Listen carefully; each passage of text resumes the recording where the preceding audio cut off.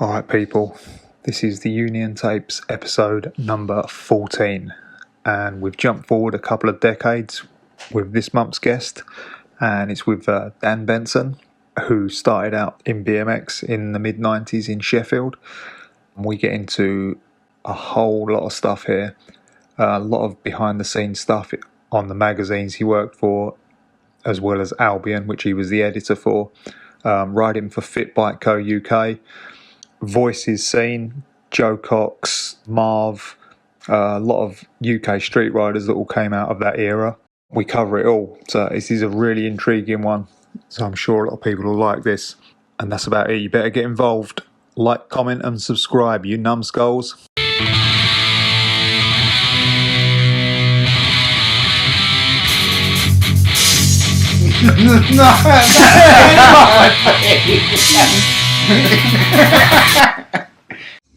Born, raised, grew up, that sort of stuff. Grew up in Sheffield, and just started out riding trails for quite a long time actually, quite naively. Never picked up a magazine. Wait a minute, what age? Roughly? Quite young actually. My parents bought me and my sister bikes, and one of them was an Aero Reflex, so like an old, remember them? Yeah, it's 80s bike. It was actually a London-based brand. Yeah. Really? Yeah. So, Wordsworth or somewhere. Yeah. I mean, this was mid-90s, but my parents bought this weirdly retro BMXs.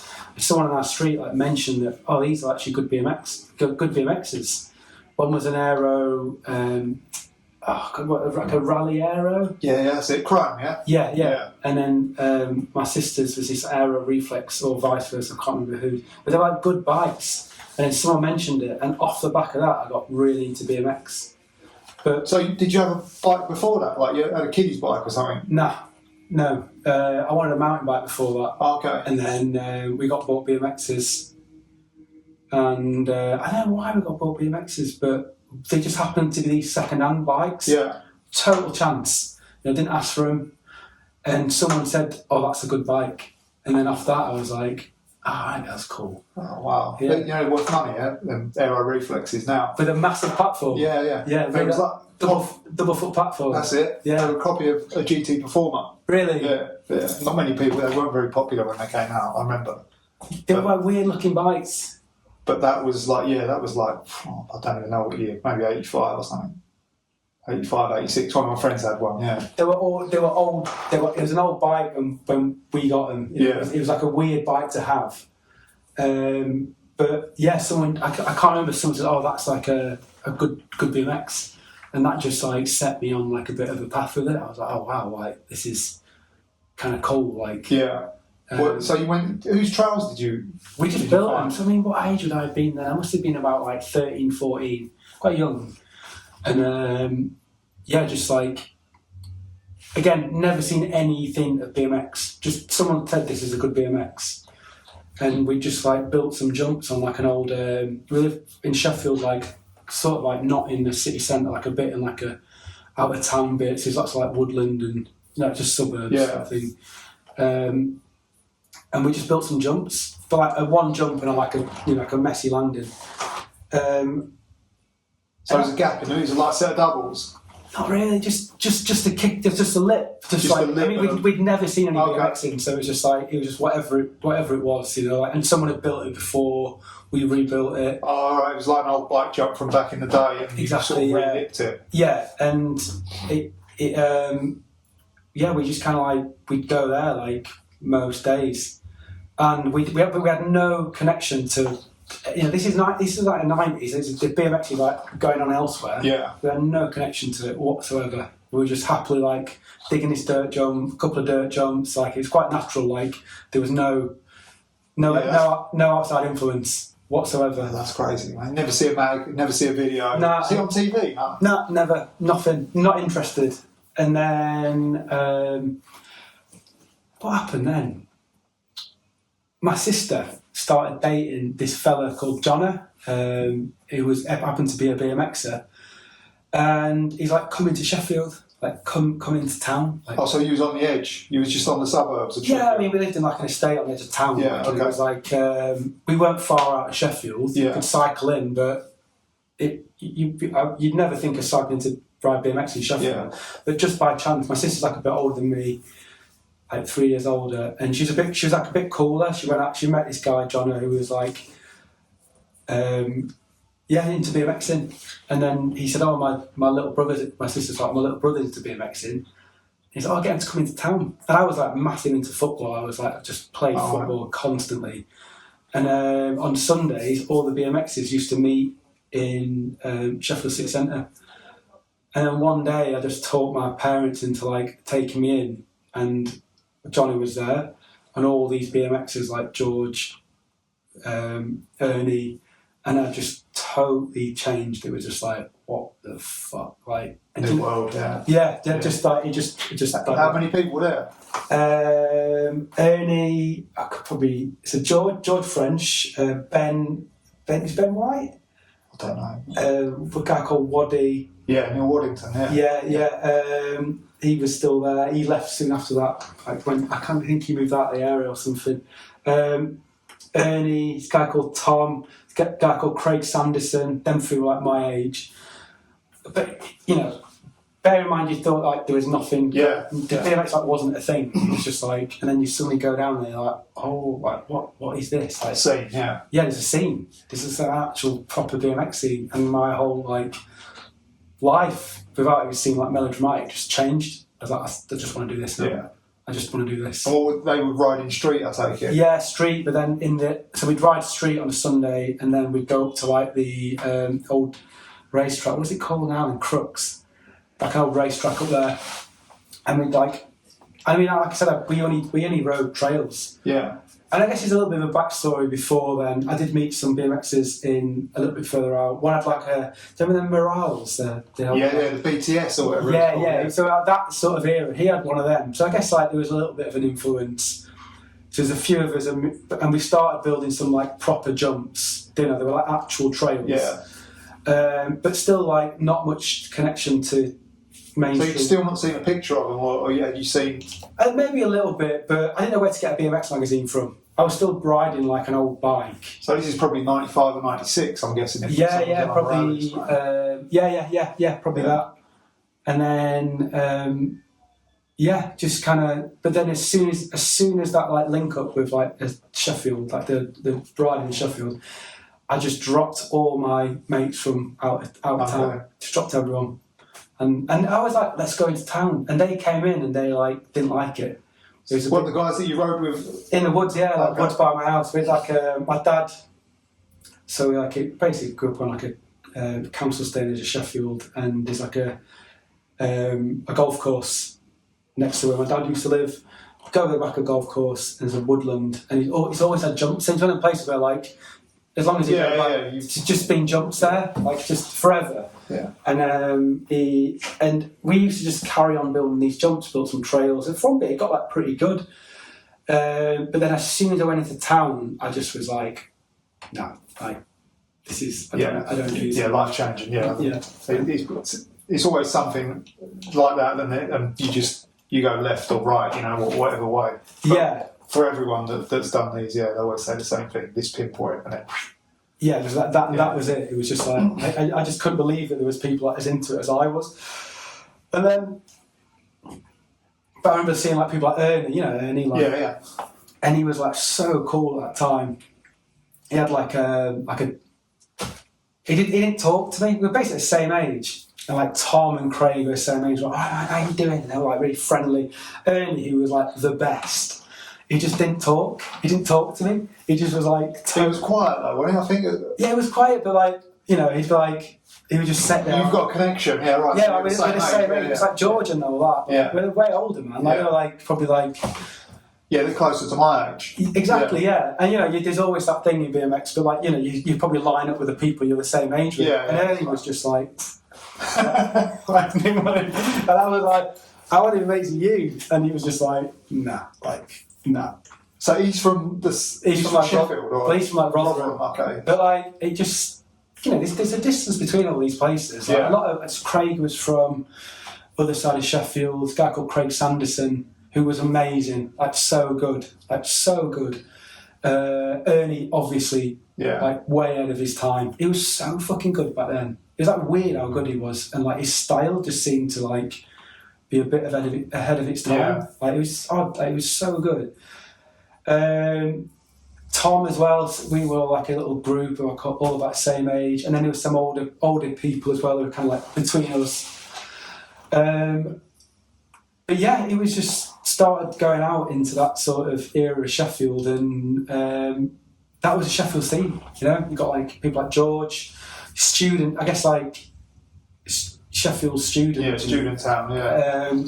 George had like studied at Sheffield, I think, and there was that sort of like, what do you say now? Like, I remember like going around to George's like student house, and I'd just never been in a place like it. It changed like a men working overhead time to men wanking overhead, and it was just like, what the fuck? You can do this. How do you know where it is? And then like seeing all this like mad shit he had, like, you know, the stuff he was making. I'd never seen it. I'd just grown up with my parents. So G-Sport was going already at this point? Probably in a weird way, yeah. Probably like, yeah. In fact, I think it was. It must have been, yeah. And it all seemed like really cool. Ernie was like kind of probably riding some of the like kind of basic parts. I was just like, this is fucking amazing. Like, this is like incredible. But yeah, then. So, but can you remember like the first mag you saw? Yeah, it's probably around George's. Oh yeah. Yeah, genuinely, like I think it was probably like going around to like George's after I had my early session, because everyone used to go to Crooks. So basically, I imagine like Sheffield's built on like 7 I've seen pictures that was in Ryde a few times. That track, Crooks. I think. Yeah, it's an old racetrack. Yeah. So we'd all like ride in the centre, and then people would go home or go to Crooks, and a session would finish at Crooks. Okay. George used to live like right by the race, the track there. So sometimes like after that, you'd end up maybe back at George's, or if your bike broke.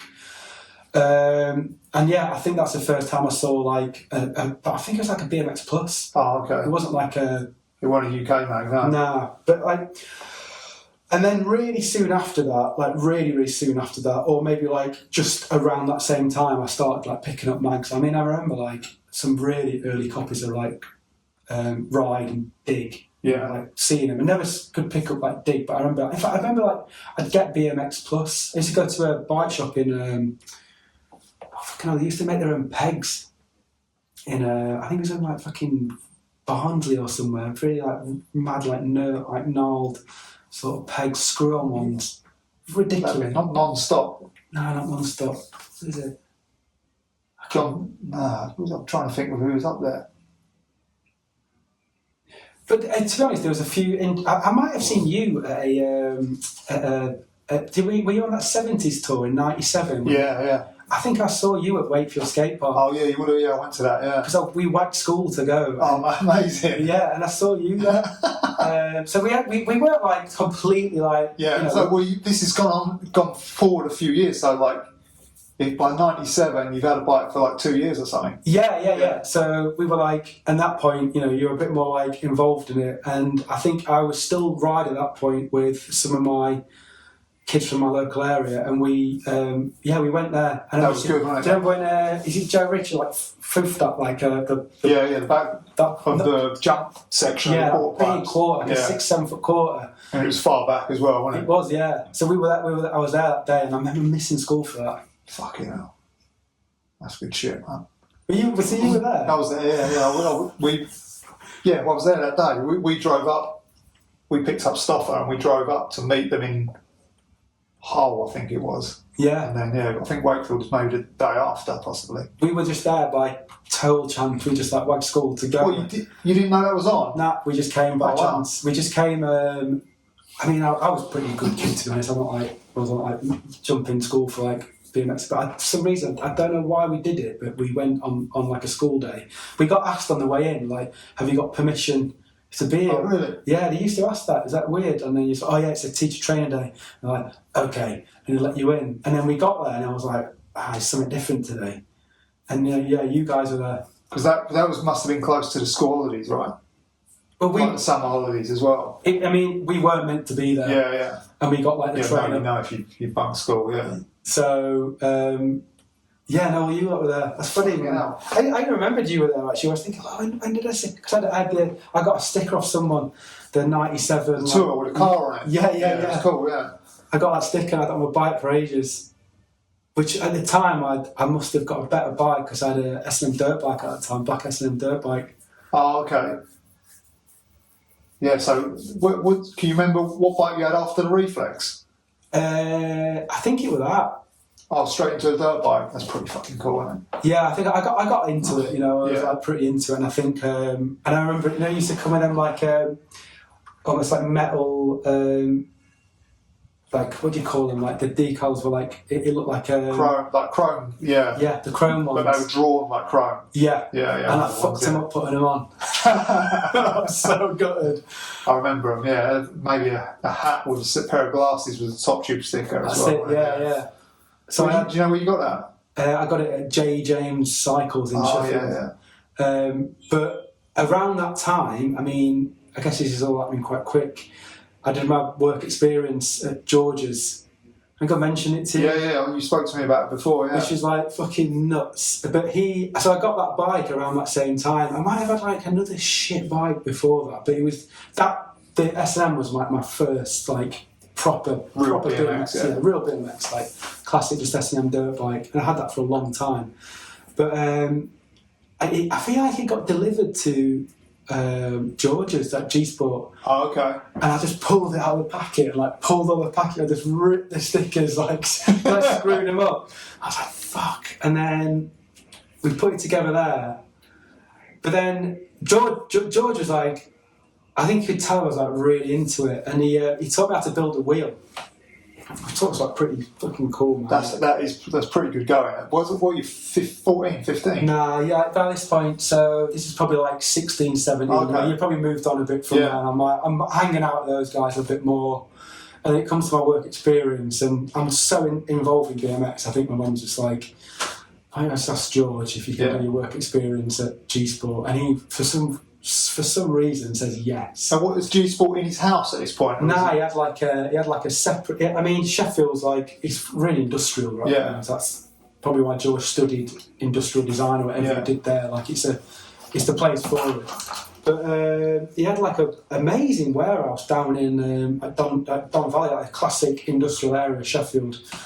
I could film it being like a top floor warehouse, like way bigger than what you'd expect it to be for like a G Sport operation. Yeah. But I guess like space is probably cheap in Sheffield back then. And I'm like meeting him, and I was like so nervous going, and I woke up like crack of dawn because I was so nervous about being late. And I'm talking like it's about a 10-mile cycle on a BMX to where it was from my house, and I got down there and I was like 4 hours early. This is I just like woke up at sunrise, rode down there, and I was like, what the fuck? And I finally like just asked someone like, what's the time? And he was like, it's 6 a.m. And I was like, it's 8 a.m. And I was meant to meet George at like 10, and I'd been there for 2 hours already. And I remember like going to ride remembering there were some like BMX jumps at this place called Panthers Pits out in Rotherham. So I rode from my house. This is like before 10 o'clock. Rode there, realised I was too early because I was too excited. Rode to this place called Panthers Pits, looked at these huge jumps, didn't jump them because it's like 9 o'clock in the morning. Rode back to George's. George turned up probably a bit late, and before I'd even known it, I'd been there 4 hours. Yeah. And like, he was like, yeah, it was really good. Like, just kind of like showed me how everything worked. But I actually think he thought I was a bit fucking daft. Like, I think because he was trying to show me like CAD. Yeah, I was like a kid, and he was like, right, this is how CAD works. And I'm like, no idea. Yeah. And then he's like, right, okay. And then he showed me something like you can push bearings into hubs. And he saw me like tongue out the side of my mouth, like putting them in, and you can see like they've been in a bit of a piss. And he's like, no. It's like, fuck it, don't do it. Like we'll leave, and then we just go to the trails. But then like we were there for like it was 2 weeks, and then like the second half of last week, he's like, you've got to leave something from this, like with something useful. Like, I'll teach you how to build a wheel. All right. And he taught me how to build a wheel. I reckon I could still do it. Yeah. And he gave me a G Sport hub. Oh, that's cool. He's fucking sound, man. He really sorted me out. What was in the warehouse? Like, was he making bars at that point? Nah, it was like just this like boxes around, and like he's like, but I guess it's just more space. It's classic sort of like old Victorian warehouse. Yeah. Top floor of it. It was 2 floors, just 1 floor. Just 1 floor, but I mean, he wasn't up to much, man. He turned up at 10 and we left at 3. You know, he's like, and we went to the trails, and then he's like, you can go if you want, or you can stay here. He's like, I mean, all the time he was like, you don't have to be here. Like, I just tell, but George is smart, like, and I think he like, but yeah, he taught me how to build like a wheel, which I thought was like pretty. Yeah. A nice gift, you know. Like he's like, you're not going to learn his CAD stuff. Yeah. He didn't make anything. He didn't machine the hubs, if I can remember right. He just put them together. I mean, in Sheffield, there's so many good places what did that stuff. Like everything was kind of like outsourced, but he just made sure the outsourcing was the right one. Correct. Yeah. So, he just. Basically, just sort of. I don't know. It was pretty good, George. You had a good introduction to. I guess probably like you, John. Like people, you kind of like need them sort of people who kind of like take you under their wing a bit and like kind of like lead you through it. I had that with like my sister's boyfriend as well. He was probably a bit of a closer age to like George. And just like kind of introduce you into this scene in like a nice way. Yeah. Like allow you to kind of like find your way through it. Show you the ropes a bit. Like kind of, and I kind of had that with like George and a few other people like Jonna and that. But yeah, doing the work experience there was nuts. It seemed like strange at the time, but like when you think back, like everyone did it like not from like a particularly like. Not like kids were doing it at their parents, like doctor's surgeries or something. You know, like Sports Direct or just on the fucking monotonous crap. Yeah, I did it. It's fucking. So that gave you even more of a better insight into BMX, didn't it? Yeah, totally. Like, really did. Like, just kind of really like pushed it on. And I think to be fair to like my parents, like let me do that. Yeah. Like, who's this bloke? And I'm like, oh, it's George. He's got his company called G Sport. And my dad's like, what? G what? And you see when he looks fucking crackers, and they're like, yeah, okay, and they're like, let me get on with it, which is pretty good. And you know, all that time I was still like playing football. Oh, you're still playing football, yeah? Yeah, I was like playing football like non-stop, man. Like, and then but all this time I'm getting like less and less into it. Yeah, okay. And then up to 17. Like quite late, and then getting less and less into it, and then suddenly just being like, you know what, I'm out of here. I'm just don't want to do it. I just don't think want to do it. Well, how long did you do it? The work experience, 2 weeks or a week? I think it was either like 2 weeks or a month, something like that. A while, yeah. Yeah, it's a little while, man. Like it was. I remember it being like quite like. Bit of an eye opener, you know. Like also, George is like way smart. He's smart, man. And I as a kid, and he was trying to show me shit, which was like showing anyone CAD work is pretty like. But in the 90s, showing someone CAD work. But he'd be annoying me. I remember he'd be like, Dan, why can't I get this? I'm like, I don't know, George. And then he'd be like, right, press these bearings in, and I'd be there with this big like bearing press, and he'd be like. Actually, don't even fucking do that. Put the something in it, and then he just let me put the stickers on the hubs. They're like fucking shit G-sports, you know, like like the clear with the ones which get dirt under them straight away and like didn't stick properly. Blue print on the clear vinyl. So yeah, did that. And did George? You rode with him a lot. Yeah, but I mean, they had, you know. What was the?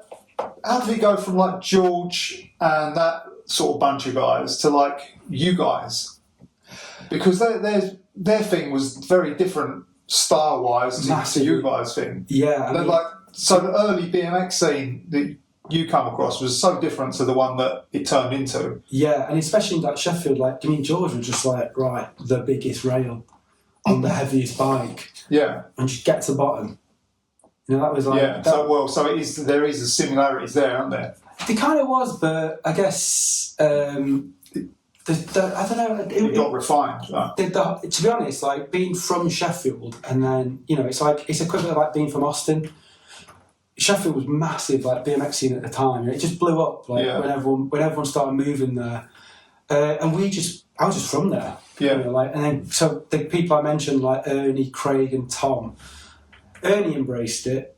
I embraced it, but people like Craig and Tom just didn't seem to like gel with it as much. There was like another scene in Sheffield which was like, so you had like George has always never drank. He wasn't part of that sort of scene. And there's another part of the BMX scene which was like a punk scene, really boozy. And I was kind of like involved in that a little bit. And you'd go to like punk gigs and, you know, like as part of like the Sheffield scene. It was just like anything else, but that was it. That was the Sheffield scene, and suddenly you had this influx of people. You know, like Marv moved to uni there, and it just changed. It just changed real quick, and suddenly there was like this new influx of like a change in sort of like how people like perceive BMX. Yeah, and me always being like, I just want to be with like the best scene, like whatever. Like, and I drank, but it wasn't the main. I wasn't involved in that scene to be social. I was involved in it to ride. They just happened to drink. Yeah. And then when you get this new scene coming in, like people, because I guess I'm trying to think of people's names. It's like bad. I was like bad mouthing, but it was like BMX was like part of the scene, but then there was a partying scene, and that was probably a bit more bigger. And that's for like a lot of people. That makes sense. Yeah, it just seemed like there was a bit of a gap between, like, say, like your people of like George's age and like that sort of thing, and there's like a few people in between that sort of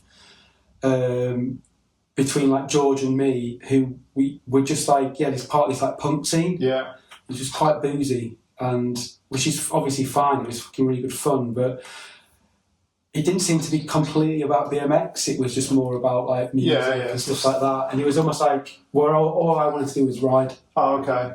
It wasn't like the music. It wasn't anything else. Everything else was on the outskirts. And bikes was in the middle, and for the other guys, bikes was on the outskirts. And like this guy Jim. I'd love to bits, man. I used to hang about, but like, he was, you know, kind of like probably borderline like alcoholic, you know. Yeah. BMX scene, you know, like he was like a big part of this scene, and then all these people started moving in who were just these like fresh-faced kids with like a new approach to BMX, and I was like, that's my crew, and then it was like Marv turned up at a skate park one day and he was like, can I borrow your bike? And I was like, what? Like, who the fuck are you? Like, what? Who the fuck is this kid? Like, and he's like, I've just moved to Sheffield to study physics. And he's like, I'm a BMXer. And I'm like, where's your bike then? He's like, he's been nicked. And I'm like, no. He's like, no BMXer would let their bike, no like self-respecting BMXer would let their bike be nicked. He just wouldn't happen because you'd never not be with it. Like, and he's like, yeah, my bike's been nicked. And I'm like, you're not a BMXer. Like, you're going to nick my bike. But like, he kind of rode my bike. And then a few weeks later, he was on like what do you call it, your visit unis, you know, it was like day. Oh yeah. And like like a visiting day. And a few weeks later he just turned up on his bike. He's like, I got my bike back. Like, what the fuck? And then Marv moved down, and then like Joe, I can't remember like the whole like how it happened, but suddenly there was a big scene there. Just like it seemed like overnight. And new like young guys as well, weren't they? All around the same sort of age. First year students, so 18. Yeah. And then suddenly they all moved in, and they didn't give a fuck about the old Sheffield like hierarchy. Yeah. They didn't care. And I think a lot of people like George didn't care. They were a bit older. They were like, they probably thought it was a bit daft and funny, and like, you know, they kind of like looked past it. But like that in the middle bit, a lot of people didn't like it. It shook the scene a bit. Because it does happen. Yeah, you just get people moving in, and they're like, who was between you and George? Like, what was that crew? So Craig Sanderson, who was amazing, he was such a good BMXer.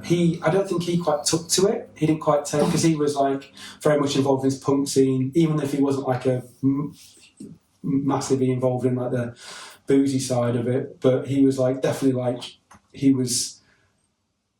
they were more his mates, you know. I could, and then this guy Jim.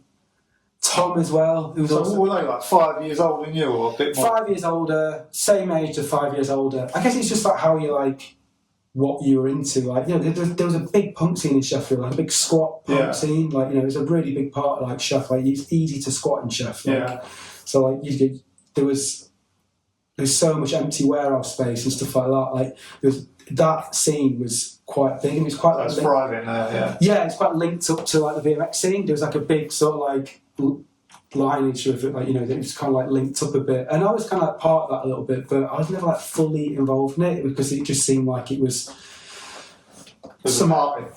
It was just something else to BMX scene. It wasn't like I couldn't quite like get fully involved in it because I wasn't like fully behind the music and I wasn't like fully behind like the scene. It was just something to do when you weren't riding. Yeah. But I mean, it was amazing. It was a really good scene, it was a really good scene. But at that age, when you're like 17, you're like, all you want to do is ride. Yeah. You just didn't give a shit about anything else. So who was moved? Rob he'd moved. Rob, I'm not sure if Rob moved. He moved very soon after that. Rob, I'm speaking to him earlier actually, and he reminded me that like the whole Hate House was like I rang him to tell him that there was a space in the house at the time. He's like, you rang me to say there's a space in what became the Hate House. Like, I rang him up and he's like, he's like a house. I thought he was the founder, yeah. Well, he kind of was, but he just got his name. But it's like, you rang me to say there's a space in the house of like Marv and that. And then he moved in. Oh, okay. And then like, people like Mike Taylor moved down quite early on, Joe. And then I think because of all them people, quite like big characters, it just attracted more and more people. Yeah. Even if they weren't staying, they're like visiting. Yeah. What about Josh Bedford? Was he from Sheffield? So, I'm glad you mentioned Josh actually. So Josh was actually someone who I've known for like years. Like, he was actually the only BMXer I knew who, bear in mind, like, I'm probably like 6-7 years older than Josh. Josh used to come to my jumps when I was like a naive BMXer, and he'd be like, "What's this?" Oh, he's a tiny kid then. Yeah, I mean, not tiny, but yeah, he's like just so he's like scrawny kid. I'd be like, telling Josh to dig his jumps, and he's just like, I mean, before it's so funny. Like, you'd never picked up a BMX magazine, you never knew, but you knew if you fucking rode them jumps, you dug.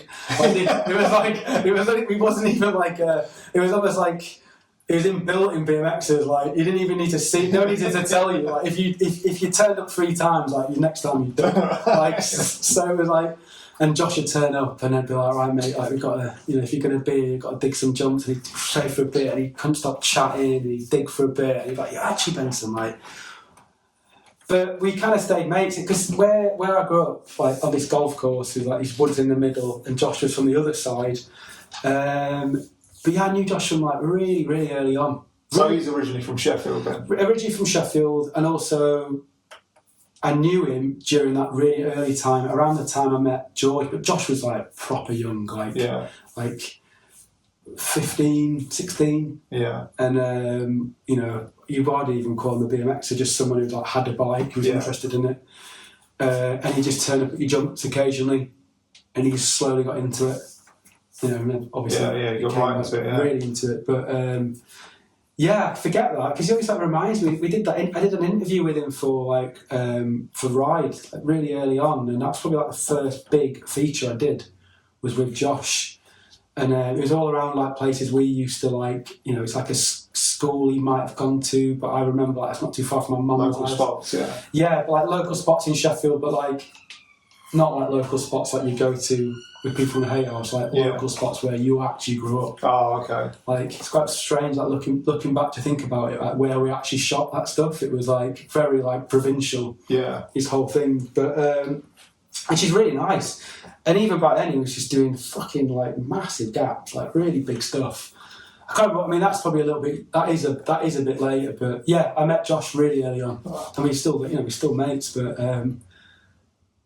Yeah, it's hard to like work out like what the timings were, but yeah. Definitely. So, but what about the guys that weren't happy with the scene that blew up in Sheffield? They were just like the old guard, like old guard, yeah. They saw it because still riding, and they're just like a couple of your guys are probably pretty good as well. Yeah. And sometimes, whatever, at certain ages, you just don't enjoy watching young kids get better than you, And also, not that they're getting better, but they've got no like appreciation of like the Yeah. the old sort of scene. Which is kind of normal anyway. Yeah, it's just like I've just moved here. You know, it's like I can't quite remember exactly everyone who was there at that time. I feel like I should know it better, but it's just so long ago now, John. It's like it's a fucking long time ago. But yeah, definitely like, you know, you have Marv and Joe and Rob and Jersey. They were just like, it was just a new page for Sheffield. Yeah. And it just blew up. Just blew up massively. Sheffield was just suddenly like this new fucking hot place for BMX. and you were from there, which is just bizarre. You know, you've like... Yeah. Just it came to you. Yeah. You didn't have to go and... Yeah. I mean, I ended up moving away to Bristol, which, you know, that's a bit later, but... it just came to you. So you suddenly like live in the city, like you're massive into BMX, and then when you're really getting into it around 18, all these people moving, and it just ramps up. It just turns up another like notch, and they're all fucking amazing. Go on, sorry. Well, they're all amazing. You know, you've got like Joe Cox and Marv moving in there. Yeah, it's like who's riding was you guys looking up to at that point? Like, who were you trying to sort of emulate or get sort of ideas from? Do you know what I mean? I never. It sounds funny, but I've never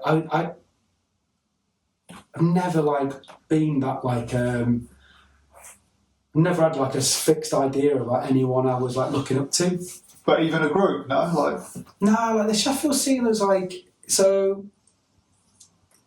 You know, it sounds like bullshit, but it just seemed to like happen like really organically. Yeah. And as it happened, everything became like really internal in its focus, really like nicely and organically. But like as people started to move there, Joe started filming voices and stuff like that. It just became quite insular. Yeah. Really, like it was just like this is what we did. We'd get up in the morning, we'd go and film, and we'd maybe go out at night, and then in the morning we'd rewatch some footage, we'd go out again, and no one gave a fuck what anyone else in the country was doing. And that's when people started being like... Or even like out of the country, like the no break thing, like all you guys were on that early doors, weren't you? I mean, I find it mental now that I wrote that in. And now, like, you know, the bike's still got no brakes in it. If I ride a skate park, which is... honestly, John, it's about 200 metres from my house, I'm fucking nervous. Like, oh no, but I'm like, well, fuck, how the hell? And then we used to, you know, it's right all over the shop, yeah. Yeah, it's just, it blows my mind, man. Like, but yeah, like it was insular without that sounding like it was limiting, you know. It was just like everyone moved there, and it was like everyone like fed off each other.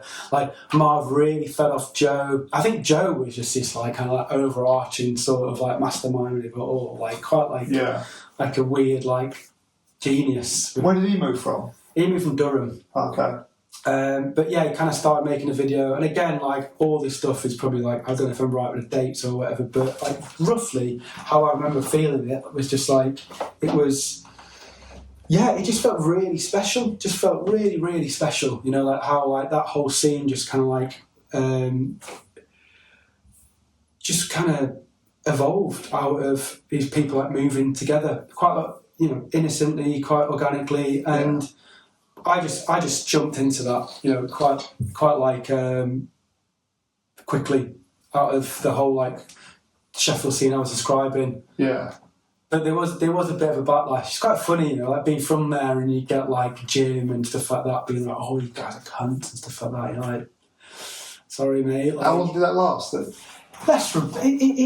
kind of like dragged on for like a few years because you're going to places like Corp and stuff like that, which are like the metal clubs or like, you know, sort of indie clubs or whatever, and it's still like you could still feel it a little bit, but I think as the time went on it was just like just sort of like dissipates. Yeah, it plays itself out, and exactly, yeah. Pointless.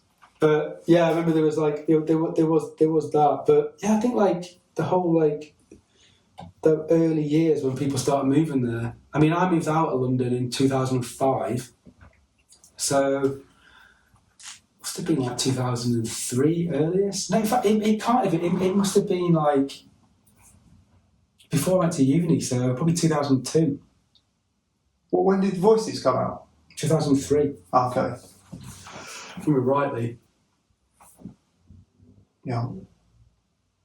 I'm not sure. Yeah, it was around. Yeah, I'd say it was around that point in time. I'm guessing that other people. I think it was. Did have. 2000. Yeah, it might have been the end of 2003, 2004, possibly. Because I moved to uni, so like, I didn't hang about in Sheffield, so. Okay. Yeah. So your stuff was filmed in Sheffield. Yeah. Yeah. So a whole like voices stuff was filmed before I left for uni. Like, you know, that's like fucking, or like around that same time. I think my first year at uni, I came back to Sheffield a lot. All right. Like, so I think like that whole like 18, 19, when I was 18, 19, I was just so like massively involved in BMX, like travelling the way to Bristol for uni, which was when I was secondary, so kind of coming back, I remember coming back to Sheffield a lot. But after Voices came out, I remember like, for then, I just was totally kind of like involved in the Bristol scene, which was a totally different thing. I didn't even realise the Bristol scene was that much of a thing for you. Yeah, yeah. I completely overlooked that. Like just a bunch of ramp riders, you know, like moved down there, and I don't even know why the fuck I picked Bristol. I think I just wanted to like. I think I'd already made a choice when all Voices thing was happening because it had loads of skate parks. And like the thing you forget about, like the whole like Sheffield scene, everyone like this all street, like everyone just rode fucking loads of park. Yeah. Like it's like any scene, like early street scenes, like everyone just nibbles around. Yeah. Everyone just nibbles around at skate parks like non-stop. So you look at Bristol, it's like Bristol's got loads of skate parks. So yeah, it just seemed like a bit of a no-brainer. Yeah. But the scene was just nothing like Sheffield. Sheffield was like so ratty, man. Like it was like so. The hate house was so disgusting, like unbelievable. Like rats would get caught in the. So you had like a sofa bed, which would like fold up, and then it'd fold back down. When it folded down, a rat would have been trapped in and it'd just die in the space and then rot, and then it'd start smelling. And they'd be like, "What is that smell?" And they'd be like, "Oh, it's a dead rat in the sofa." And there's just rubbish on the floor. And you move to Bristol, and it's no one's students. Everyone's like got like Renault 5 turbos and flash cars. Yeah. And like when you moved, I moved down there, and Reese moved around the same time. And Reese was kind of like more like aligned with that Sheffield scene, and they were just like, "Who the fuck are you lot? Like ratty punk kids. Like who the fuck are you lot?" And then, but yeah, we just kind of like fell into that scene. So what the Hate House, like, how many people lived there? Because that was quite a sort of infamous place at that time, wasn't it? Yeah, I mean, it was really like, it was fucking nuts, man. Like, I just like to think back, like how like influential it was, like, but also like it never felt like that when you were there. Like, Joe, basically, we'd be in like a lounge, and Joe, we'd get back from riding, everyone would go to a shop, get some beers, they might watch a BMX video. And Joe would go into his room, and Joe would like, so this is like the lounge, and then you got like a staircase. It's almost like a 2 up, 2 down classic, like northern sort of terraced house. And that's a living room, staircase between it. Joe's room's at the front, and Joe would be like, "I come from, Ben, do you want to have a look at your clips today?" And it was like the best feeling. He'd be like, yeah. And you come through, and he's like, he always had the best taste in like music. You put a track on. He's like, "Do you like a track?" And I'm like, "Yeah, I really like it." I knew nothing about music. I'm like, "Yeah, what is it?" And I was like, and he'd be like, "I'll try and remember that." And then he'd forget it straight away. And he's like, "Play your clips." And he's like, "Do you like it?" And I'm like, "Yeah." He's like, "Yeah, okay, cool." And he's like, "All right, cool." And he's like, and you sit there for a bit, and then he'd like, you know, someone else would come in, and he'd be like, "Oh, I'm going to go then." And then like, yeah, it's like round, so like, I don't know, it was, you'd all crowd in there and watch it, like, but no one give a fuck about what the rest of it, because it's, you know, the whole like scene at that time was quite like southern. So when he moved into that house, was he already filming for Voices when he moved into that house, or did it come like a few months in? Or? I can't remember, John, but it might have been like. It wasn't long. It wasn't long. Yeah. It was pretty quick. I think he realised like this is special. This is happening. Yeah. Yeah, I mean, like. Did you guys know that? No, it just sort of like happened like really like organically, but like it soon started to like. I don't know. It just like started to like people started doing stuff which was so good, like Joe and Marv. or Mike Taylor jersey, or people started doing stuff which was fucking like fucking hell, like this is something, yeah, no one's doing this. Yeah. So he started to think like, wow, like this could be something, maybe a little bit. Yeah. I don't think maybe no. I don't know. It wasn't about. It was again. It was like it was quite insular. Like, it was really supportive. You know, if like you did something and you didn't do it, it didn't matter. Obviously, I mean that sounds a bit obvious with like BMX, but like it. I don't know, it just started like collectively as people's sections got better and better and people like refined them down. Like this video which Joe had invited me into his room to see, he's like started to be like, fuck, this is really good. Yeah, this is going to hold up against everything else that's out there. Yeah. This is going to be like really fucking good. Yeah. And I guess Marv was always like really cocky and confident and he fucking knew it was good and like, you know, but like, not in a way where like he'd be bragging about it, but like, he was good. He was really good, and that's was his. But generally, like the whole like scene, even including Mark, it was all like kind of like insular and like quite like kind of faced, didn't it? It didn't give a fuck what was happening outside of it. Marv, like mine, there was all that thing when what's his name came down. He did all them tricks on that rail. Remember that? What, the pink rail? Will. Oh yeah, Will Jackson. Yeah, I felt a Okay. bit bad for him. I think it was just like badly like done, but like Marv, everyone just called him out because Joe had done like. I remember something, but I don't remember. So there's like little detail. flare-ups about. I don't remember that came, and like I just thought like maybe everyone should just like. We're all like. The whole scene's like really held in really high regard. Like maybe like it's just not like flare up. That's what happens when you're young and like you're protective and. Yeah, that's just normal. That's like happened 1,000 times over. And it doesn't really matter. No, it doesn't matter, but it does to you when you're 18. Yeah, and like, everyone's when like, you're like, fucking yeah. Yeah, like Will got like loads of shit about it, and I think it was maybe how it was edited. And Will was always like, it was just like a homage to Joe because he'd done so much shit on that rail. Yeah. And I just thought I'd do more stuff, and everyone was like, no, you can't do that. Yeah. And it's like, Well, it's looking back with like a wiser head like that. exactly, yeah. That's simple. Like. But like, so apart from little flare-ups like that, I feel like the whole scenes were like pretty like just wrapped up in itself. Not like, yeah, just kind of focused on itself, just making this video, just making it, like just doing it, and like everyone was just like this really, really super tight scene, and it wasn't outward looking. Yeah. It wasn't looking like what was happening in like Hastings or the Street Riders or in London or.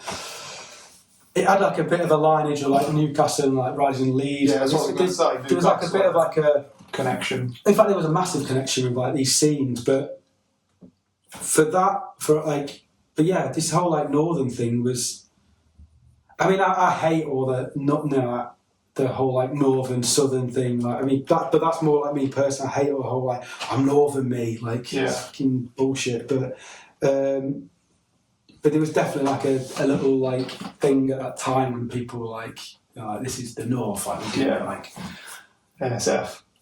Yeah. Yeah, But I think that works. Like that's there's nothing wrong with that. Like that's cool. Like because when I watched that video, like I was telling you earlier, I didn't know nothing. I didn't even know that.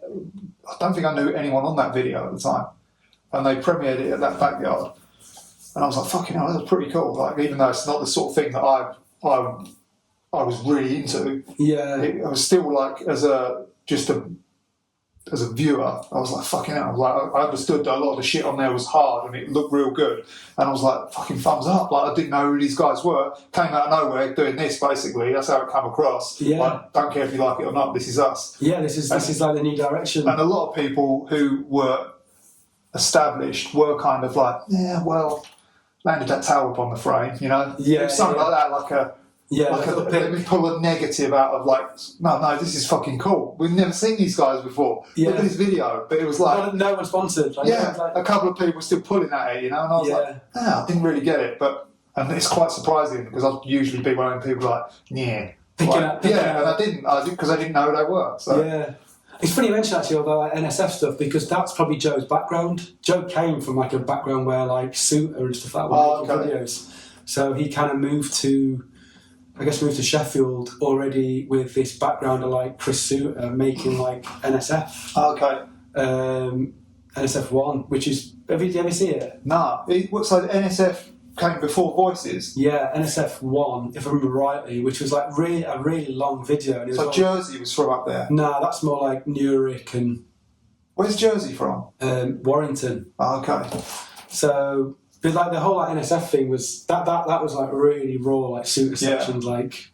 But like it's not like it wasn't happening in a vacuum, you know. You look at like there were like a lot of the riders at the time were like looking at people like Butcher and like Lucky, and you know I saw someone the other day, I can't remember who it was, who said like he did like Lucky did like a rock bar spin on like a bank to rail, and he was like and I remember their bike at that time. It was like I read it like a comment on Instagram, like instantly spraying my front wheel yellow after that. And I was like, I remember your yellow front wheel. I remember the British BMX is like yellow front wheel, and he's like, so all this time like there was an influence, you know, and it was definitely like probably this East Coast. Yeah. I mean, all like the Gond and you know all that weird stuff coming out of like Arizona. Yeah. Probably some West Coast. That's what I was getting at. Like somebody in that group has drawn from some East Coast street riding and some Gonds and some like they definitely like pulled some strings there, which you might not know about. But I think that's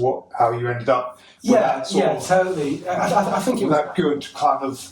To me, it's like quite a pure street riding style, you know, that came from that video. Yeah, I mean, there was definitely... There weren't no shit in that video. Do you know, from what I can remember, there weren't no like...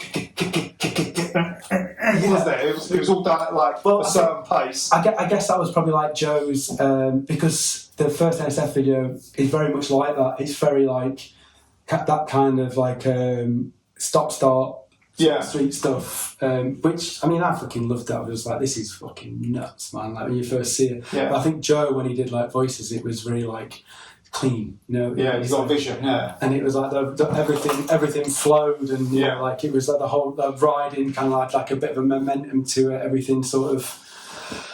So I mean maybe I'm just sort of putting lines between things, but yeah, Joe definitely came out of that northeast scene already off the back of these sort of like early videos like NSF1, which like Newark had a massive hand in. Okay.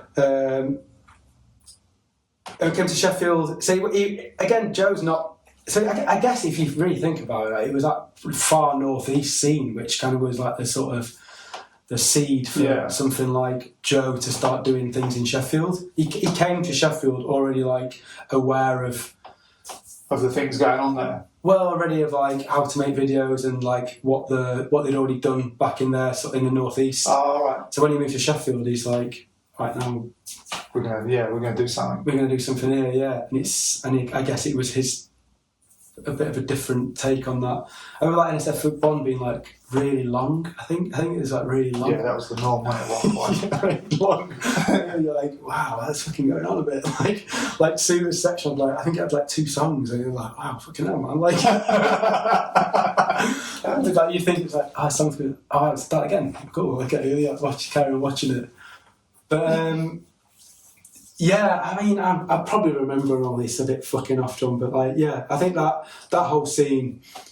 I mean, again, and even like Jono, going right back to my sister's boyfriend, he was like, he was like probably George's age all that time when I was riding. He was really into BMX. He knew Rob. That's how Rob Hay ended up like moving to Sheffield, because we went to Derby Skate Park to go and ride Storm. Remember that? Yeah. Storm. Yeah. And they became like mates, and Rob's probably a little bit older than me, and so he's like weird connections, you know, like that whole way through that sort of like era. Kind of like you kind of think it's like linear, but Rob knew John like really early on, like when I was probably still like sort of 16 or something. And it bounces back and forward, doesn't it? Exactly, yeah. So. Do you know if anyone had like features in Ride or Dig before Voices came out? I don't think they did. I don't think That's what I was thinking. So I had some photos in Ride, and it had a Dirt Brothers rider who was carving a pool. Sort of weird. I can't remember what issue it was like a really. They'd not long changed their logo to like the one which one. the manga sort of manga logo, yeah. And it was a Dirt Brothers rider, John something, I think. Fucking, I can't remember what issue it was. It was quite early on. I had photos in that from a Barcelona trip. Photos of you? No, like photos I'd taken and photos of me. Because like the Sheffield scene was like always like pretty good. This was like really early on. That was probably like around the time that people moved to Sheffield. That's probably like the first year that people moved to Sheffield.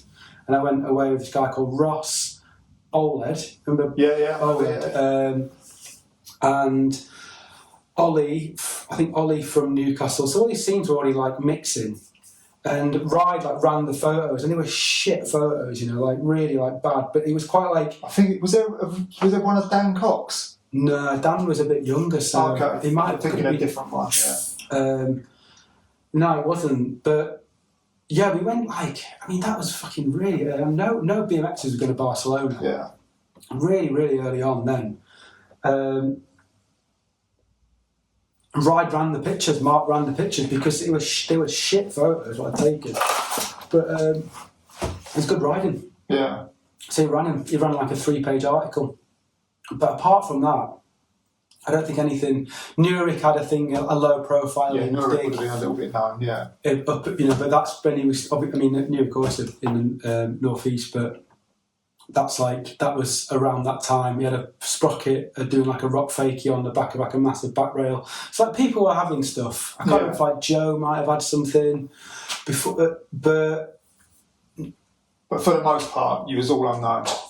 Pretty much. But people knew, you know. I think stuff was starting to come out. Joe had this thing in Dig. Is really a really nice interview he had, but I mean that was later. I mean that's well down the road of him being in Sheffield for a good few years. So yeah, them early years. No, I don't think there was much coverage. I think it was kind of like happening in a bit of a vacuum. Yeah, that's that to me was the blow up, like that video premiere, like I was saying, at the Backyard Jam. So that was Voices. Yeah. Yeah, because I remember you messaged that. I was like, mate, because the Voices premiere in Sheffield was at a place called the Pomona, and it was like a pub, like a random pub at the bottom of that Ecclesall Road, like the bottom of the road where everyone used to live. Hay House was at the top of Ecclesall Road. This pub was at the bottom, but it felt like a local, local being like a northern affair. Like it wasn't like something you wouldn't have like tried and then so I was like, I can't really like work out why you would have thought that, but then when Sandy said that about it was like it had been shown separately, I do, because I distinctly remember it. I remember when it came out, it was like everyone wanted to see it. It was like a big thing. And I remember like afterwards when it had come out, like me and Marv had like a word. I remember like, what we're gonna do now, as if we'd like done something like fucking profound at this section of this video, and we're like, well, we've got to do something else. And we're like, well, let's move to London. And it's like, we've done it now. We've done everything. As if we'd like tick the box though. Like to be fair, like you wanted to put this out and you wanted to do that shit, and you done it. So it's like what he's saying is true. You've done what you wanted to do. So I mean, I was like, I think by the time it came out, I was probably in my second year at uni, and then came back. I can't. But I remember like me and Marv. Like I can't quite remember how like me and Marv moved to London in July 2005. But like we'd had a chat before that about because I think I moved back to Sheffield after being in Bristol for like 4 years. And I'm like, what are we gonna do? What are we gonna do now?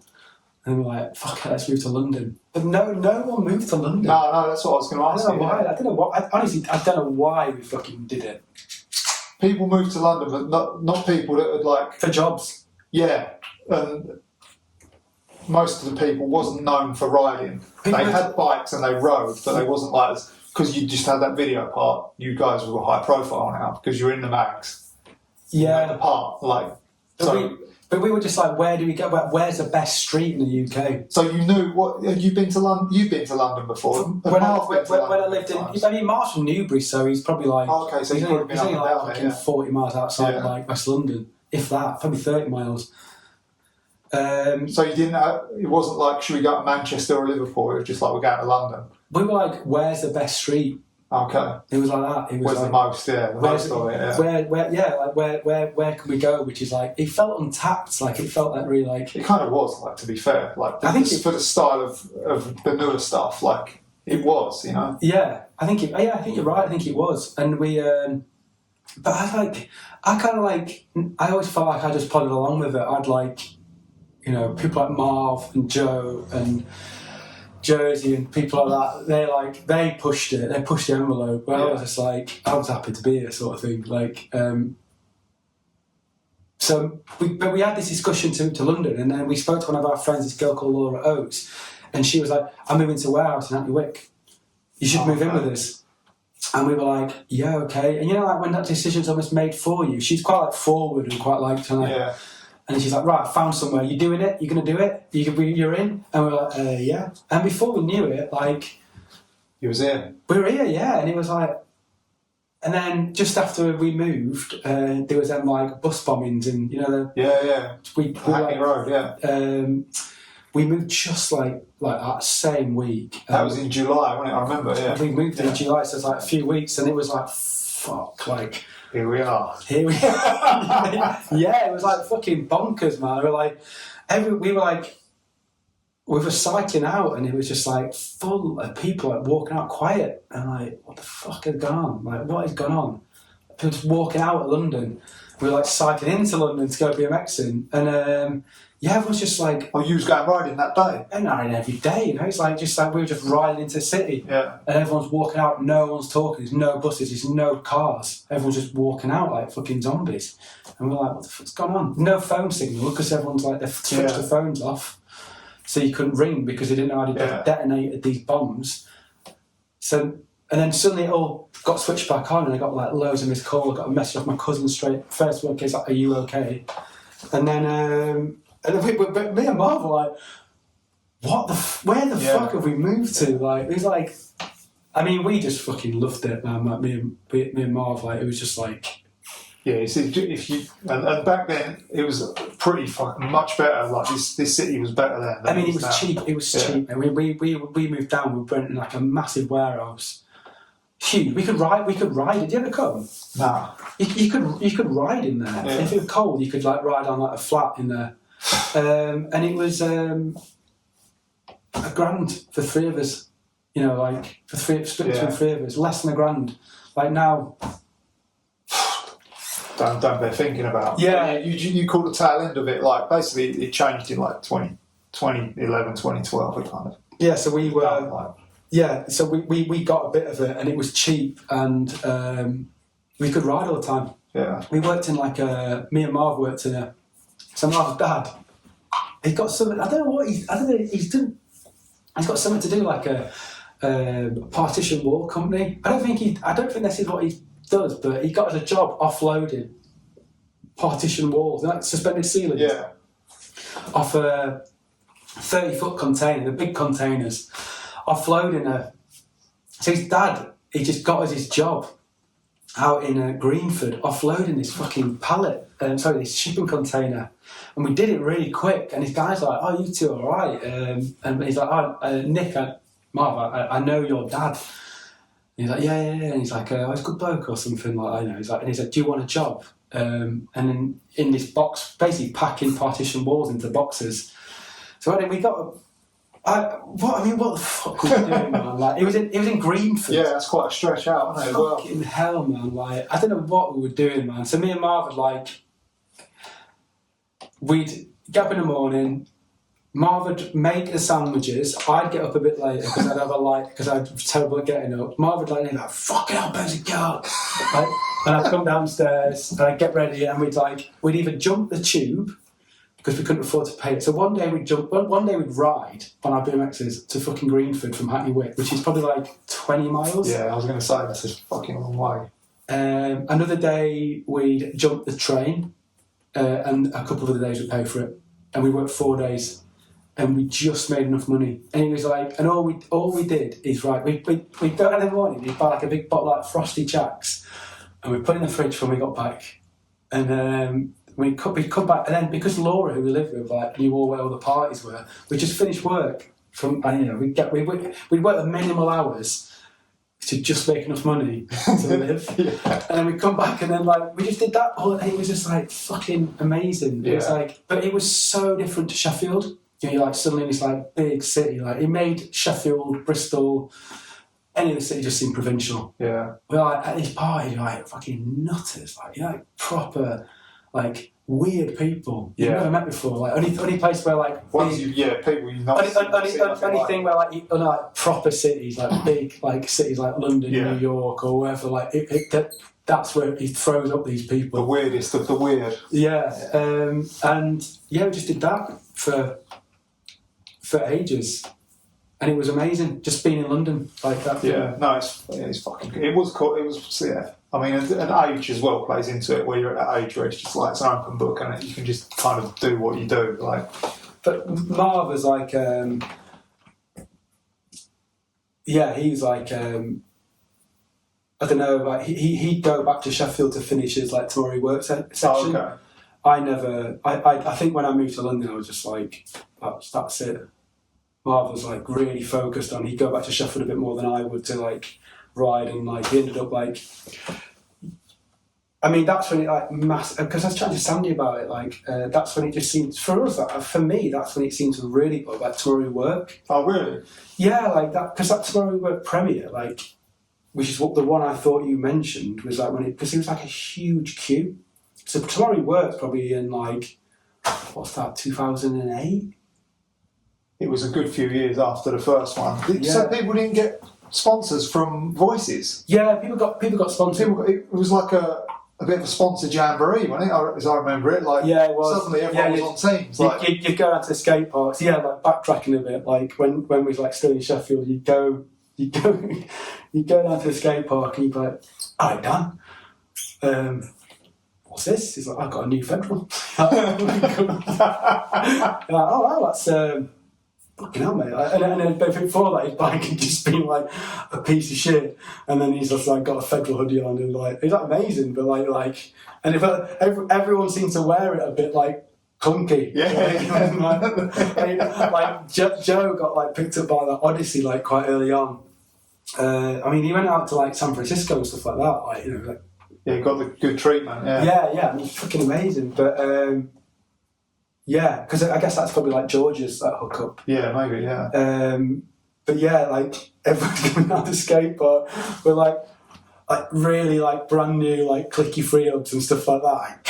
Like, you know, it's like, oh wow, who's that? It's like Marvin said, "Hey, how you doing?" Like, did you get sponsored from that video?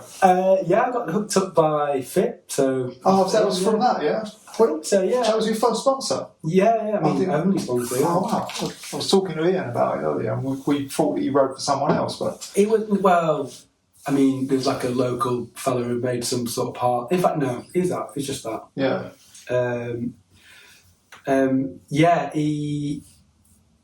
Tom Blythe, he got. What did you get? FBM, or did he write for someone else first? Tom was the first one to get hooked up, I think. He got hooked up by Superstar. Oh, that's who I thought you got hooked up by Superstar. His Tom section was just like, you know, with that song, that fucking emo. It was like, it was fucking amazing. It was such an amazing section, and he just got hooked up straight away. But I think he just picked the first person. Yeah. And he was Superstar. And then so there was probably other people being like, probably actually making some proper decisions, like, oh, should we, Joe and Odyssey, should we pick like Marv for Fit? It's like, people are making decisions in the background, but Superstar would probably just like straight like, Tom, we'll have you. And Tom's like, yeah, good. Like, it was almost like a lineup of like people like football. And then, you know, Tom picked it, which is, you know, I mean, I would have, you know, just like at that stage, like, do you want some free stuff? Yeah. And then I guess he got on FBM, which is probably a better fit. But I think Tom was probably the first to get hooked up. But his section was fucking nuts. So he was like amazing. So, you know, fair enough. But yeah, and then I think Joe and Odyssey and Mike, I think also got an Odyssey. Taylor. Yeah. Marv then on Fit. I think Newick got an S&M quite early, but then knew it was more like kind of like the whole NSF thing. Basically, everyone got hooked up. Yeah. I'm rightfully so, to be fair. Josh got a Mutiny. That was probably quite early. Did you get a mutiny or something? Ernie was funny, man. Because Ernie was on fit weirdly early. That's right. Yeah. So we were at Sheffield Skatepark one day when Robbie turned up and basically just gave Ernie a load of free shit on like a fit trip because he was that good. Yeah. And he's like, "I'll hook you up," like, and but like it was like almost like a bit of a proto early hookup. Like didn't really mean anything. It was almost like just like a shout out, like "You're fucking amazing." Like, Yeah. But again, Ernie was almost like a bit ahead of his time. So by the time like everyone in Sheffield, like the whole like voices thing, Ernie's like, so they got a section on like voices, but I don't know. He just kind of like didn't. I don't know if he was too good or like he was. Yeah. I can't quite remember how it worked for Ernie, but he didn't. I can't quite remember him getting like hooked up proper. Whether he didn't want it or. Which wouldn't surprise me. Yeah, I can remember he had pictures on Fit in one of the mags, maybe Dig. He was like, I mean, I've got something fucking good. I mean, me and my friend Ross, I was best mates with Ernie. He's fucking the absolute one, man. He's such a dude. But I remember once we dropped him off at, he was going to Austin, and me and Ross dropped him off at like Manchester Airport, and he went, he had a Donny cap on, this long curly hair, no beard, and like a Donny hoodie and like, you know, a pair of like shit trainers. He's an amazing BMX at this point, but he still looks like a fucking scally. Yeah. Goes to Austin, he comes back and he's got a beard. He could grow a beard in a day. And he's got a beard, he's got like a mesh back cap on with some really trendy like emo band on it. He's got like a T1 hoodie. And we were like, "Alright, Eddie." And he's like, "Fucking hell, you've changed." Like, "No, I haven't." And we were like, "Mate, what's different?" Full makeover. Yeah, he had like the brown dickies. A pair of like Taj, like fucking, or Joe Ricks, like Etnies, yeah. And he was like totally different. But like, we were Ross like in the car, like, "Mate, what's fucking happened? Like, would you totally change that?" "No, I haven't." He wouldn't admit to it. And we were like, Ross was like laughing in front. He's like, "Ernie, mate, what the fuck? Where's your Donny cap?" He was an Element. He had a Donny hoodie and an Element, a beige Element skate hat. And the peak was so bent. It was like that, man. It was just and that's all he wore. And he came back and he just suddenly looked like he was from Austin. And he wouldn't admit it. It was like fucking genius. Oh, But yeah, I don't know with Ernie. I don't know if he didn't want it. He wouldn't fucking surprise me if it was just like, not for me. And then, I mean, he's pretty like, a bit of a homebird, Ernie, as well. Like, he always was. Like, I can't imagine Ernie really particularly wanting to go on trips. He wants to do his thing. Yeah. I never really had him down as that anyway, so maybe it was just like, you know what, not for me. I would have definitely imagined over the years he had offers. Yeah. He was the best from, like, you know, when I mentioned about first going to Sheffield. Yeah. But opposite 180s over like wheelchair access is like before it was even like a thing. Before you get to be like, "Oh, was that?" You have to check it was opposite. Yeah. Like, it was really early. Yeah, he's ahead of his time. I know he's like, it's like tables and stuff like that were like perfect. He got all that stuff and like, sort of like aesthetics of like BMX. He worked it out when BMX was still like looking a bit shit. Yeah. Especially like some parts of street riding looking a bit clunky. Yeah. He just made it look really nice. So, but I kind of think he was a bit ahead of his time. So when it actually came around to people getting sponsored, I think he was probably like, yeah, whatever. Yeah, I'm not bothered. What did you guys have certain rules and that? Like, was that a thing within? It seemed like that scene would have definitely had like, "Oh, you can't do that. You can't land like that," and then there's like, you can't go peg to front peg to back peg. Like, there seems like there's some rules there because it all came so clean, that riding style. No, I mean, again, like back to like the northeast scene with like NSF. Nah, I mean, I think there was a lot of respect for that sort of riding. Okay. I think it was like, well, not necessarily like jumping about on the pegs, but like, you know, like later on, people were like, you can't turn out of a rollback that way. You have to turn out the right way. You know, that kind of. I mean, there probably. I mean, I'd be surprised if there wasn't, but maybe there wasn't. Actually can't remember. I mean, I remember like you probably would get a bit of. But I mean, I think I was just like the trend of the time, right? Yeah. Yeah, but even for me, almost every group has a certain thing where you're like, and it seemed really prominent watching that video. It probably was. It probably was. Maybe it was just that's the thing that Joe wanted to capture, but I mean, it was. Yeah, I actually can't. I can't remember. I can't remember if there was any sort of. There was no what's your knee doing there? Nah, I mean, some people. I mean, I had a proper stinking table, and some of that stuff would still get in, and I think it was pretty open. I can't remember. Yeah. I don't know. I can't. Probably know that if you can't remember it, it probably would have stuck out a little bit. Well, it would to me anyway. But yeah, I can't remember. There's probably loads. And how did you end up first submitting photos in Ride? Well, basically, really. So that, I mentioned, early on, just kind of submitting some stuff to Ride, really, really early on, because basically BMX hadn't really been to Barstow, it would just seem and we wrote. Oh, you just did it cold? You just check these out if you want to use something? Well, my friend Ross Payne, he was in kind of chatting to Mark, so it was kind of through him. Ross wanted to write, he was more he wanted I remember him doing some writing, yeah. Yeah, so Ross had been in touch, and then we'd gone away with a camera and shot some pictures. I had a camera, but I wasn't really into photography then. It was just it's quite objective. It was just take a picture of that, and I'm just going to stand here and just take a picture. It's I wasn't trying to be overthink it. But some of them got published because it was just that fucking air duct and stuff like that in Barcelona. Yeah. Riding stuff like that. It didn't last that much longer after that. Interesting spots, which probably in a magazine would be what the fuck is that? Even if it's a shit picture, there'd be some interest in it. They Ride ran a little bit of that, but then after that, I don't think I properly got into it until I remember I really got into photography when I was at uni. But then I remember I shot some stuff with in Sheffield with all the Hate House lot.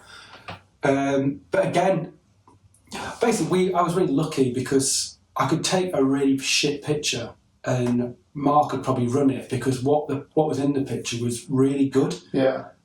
So he'd probably kind of weigh it up well, this is a shit picture, but what's happening in it is amazing. Yeah. So he'd done it quite small. So I kind of had pictures quite early on. And I get he always pay for them. I get 60 quid or something like that. It's quite fucking good. He paid you for the first stuff as well? Straight away, yeah. Ride always paid, man. I can't fucking knock that. I mean, you might get 40 quid, but well, yeah, you're going back 20 odd years as well. So 40 quid, It's and then I just kind of went from there. And then, but when I don't know when I actually properly got into it. I thought I knew this. I thought about it, and I thought I had a better idea about it. But I can't remember when it was but I remember when I went to uni and my final year in uni. But at that point, I'm fucking 21. Yeah. I was properly into photography, massively into it. But I'd been into it before that. I just don't know when that because I remember I shot a lot of pictures of Joe and Marv. Marv was a fucking guinea pig for me. The amount of times because everything was shot on film. Marv would do something mental, and then he'd turn around and be like, you get it? I'm like, no, I missed it. And I'd be like, do you want to do it again? He'd be like, no. And he'd be like, cool. And then that was it. Pack up, go home. So this is even pre-digital? Yeah, everything was shot on film, man, really early on. Everything was shot on slide film. So it was you had to get your exposures spot on. Yeah. Ride only because I guess it's cheaper for their processing costs. Would only accept E6 transparency film. Oh yeah, I remember Bags used to do the same. Yeah, it's all you could send in. And it's fucking hard to shoot that stuff. So yeah, just got used to shooting that from day one because I just thought any picture I shot might end up in Ride. Yeah. So it was just a gradual thing then. A bit of a gradual thing, but I don't know when it became. So Josh's thing I mentioned was probably the first proper article I did, and then I went from Yeah, I can't remember what. You shot Marv's interview, didn't you? That was a good time. He was living here now. It was like that was later. That was way later. I guess I got into BMX like. To be honest, like I said, I was so into it. If I could find any avenue when I wasn't riding to do something related to BMX, I was like, it was like photography. I mean, you used to shoot. I remember like it's same fucking. You just wanted to like do whatever you were doing, like just to make sure it was a part of that. Yeah. So it was like really like quite innocent at first, and then I can't remember when it was, but it just started to like overtake it, and I started like I actually enjoy the photos more than the riding. Oh really? Yeah. I just sort of like switched, and it was just like, oh no, I'm more into photography than I'm into. I'm more into not photography. I'm more into BMX photography. Yeah. Than I am actually into riding. And then it just sort of like, that became like the new thing to be. I mean, I was still like massive into BMX, but it was just like, it's so fucking niche. Like, then I was just like massive into that. And then all that time, like sort of submitting stuff to ride. And then, I can't remember when it started to become like a bit more of a thing. Like I was like, working for him quite a lot for I remember, years. That was when Noble owned it, wasn't it? Like, he was doing quite a bit of stuff for it then. Yeah, I mean, fucking amazing, really. Like they always kind of paid on time. You know, always like as far as like what I'm cooking, like quite a well-run business. Can't really fucking knock it, to be honest, man. Like as an introduction to photography, like some of the fucking shit you get dealt now, like they're like it's quite like a really, really nice introduction to it. Yeah. Then I remember, like, was it Chris who did the layout? Was it Chris who did the layout? He did a caption once about me keeping, like, the slides I'd send in were, like, so dirty, so it looks like he keeps me his wallet. I know I don't. But, like, just to even, like, have that... I mean, I guess it's, like, it's reciprocal. Like, you know, Mark was wanting to, like, have an introduction to this scene, and we were just there. But it was. I mean, I remember like Lard. Remember Lard? Yeah. Lard just moved to. I mean, that was when I was like, fucking hell, Lard's an actual photojournalist, because he just moved to Sheffield because that's where the scene was good. You know, like, why have you moved here? Yeah. He's like, because it's a good scene.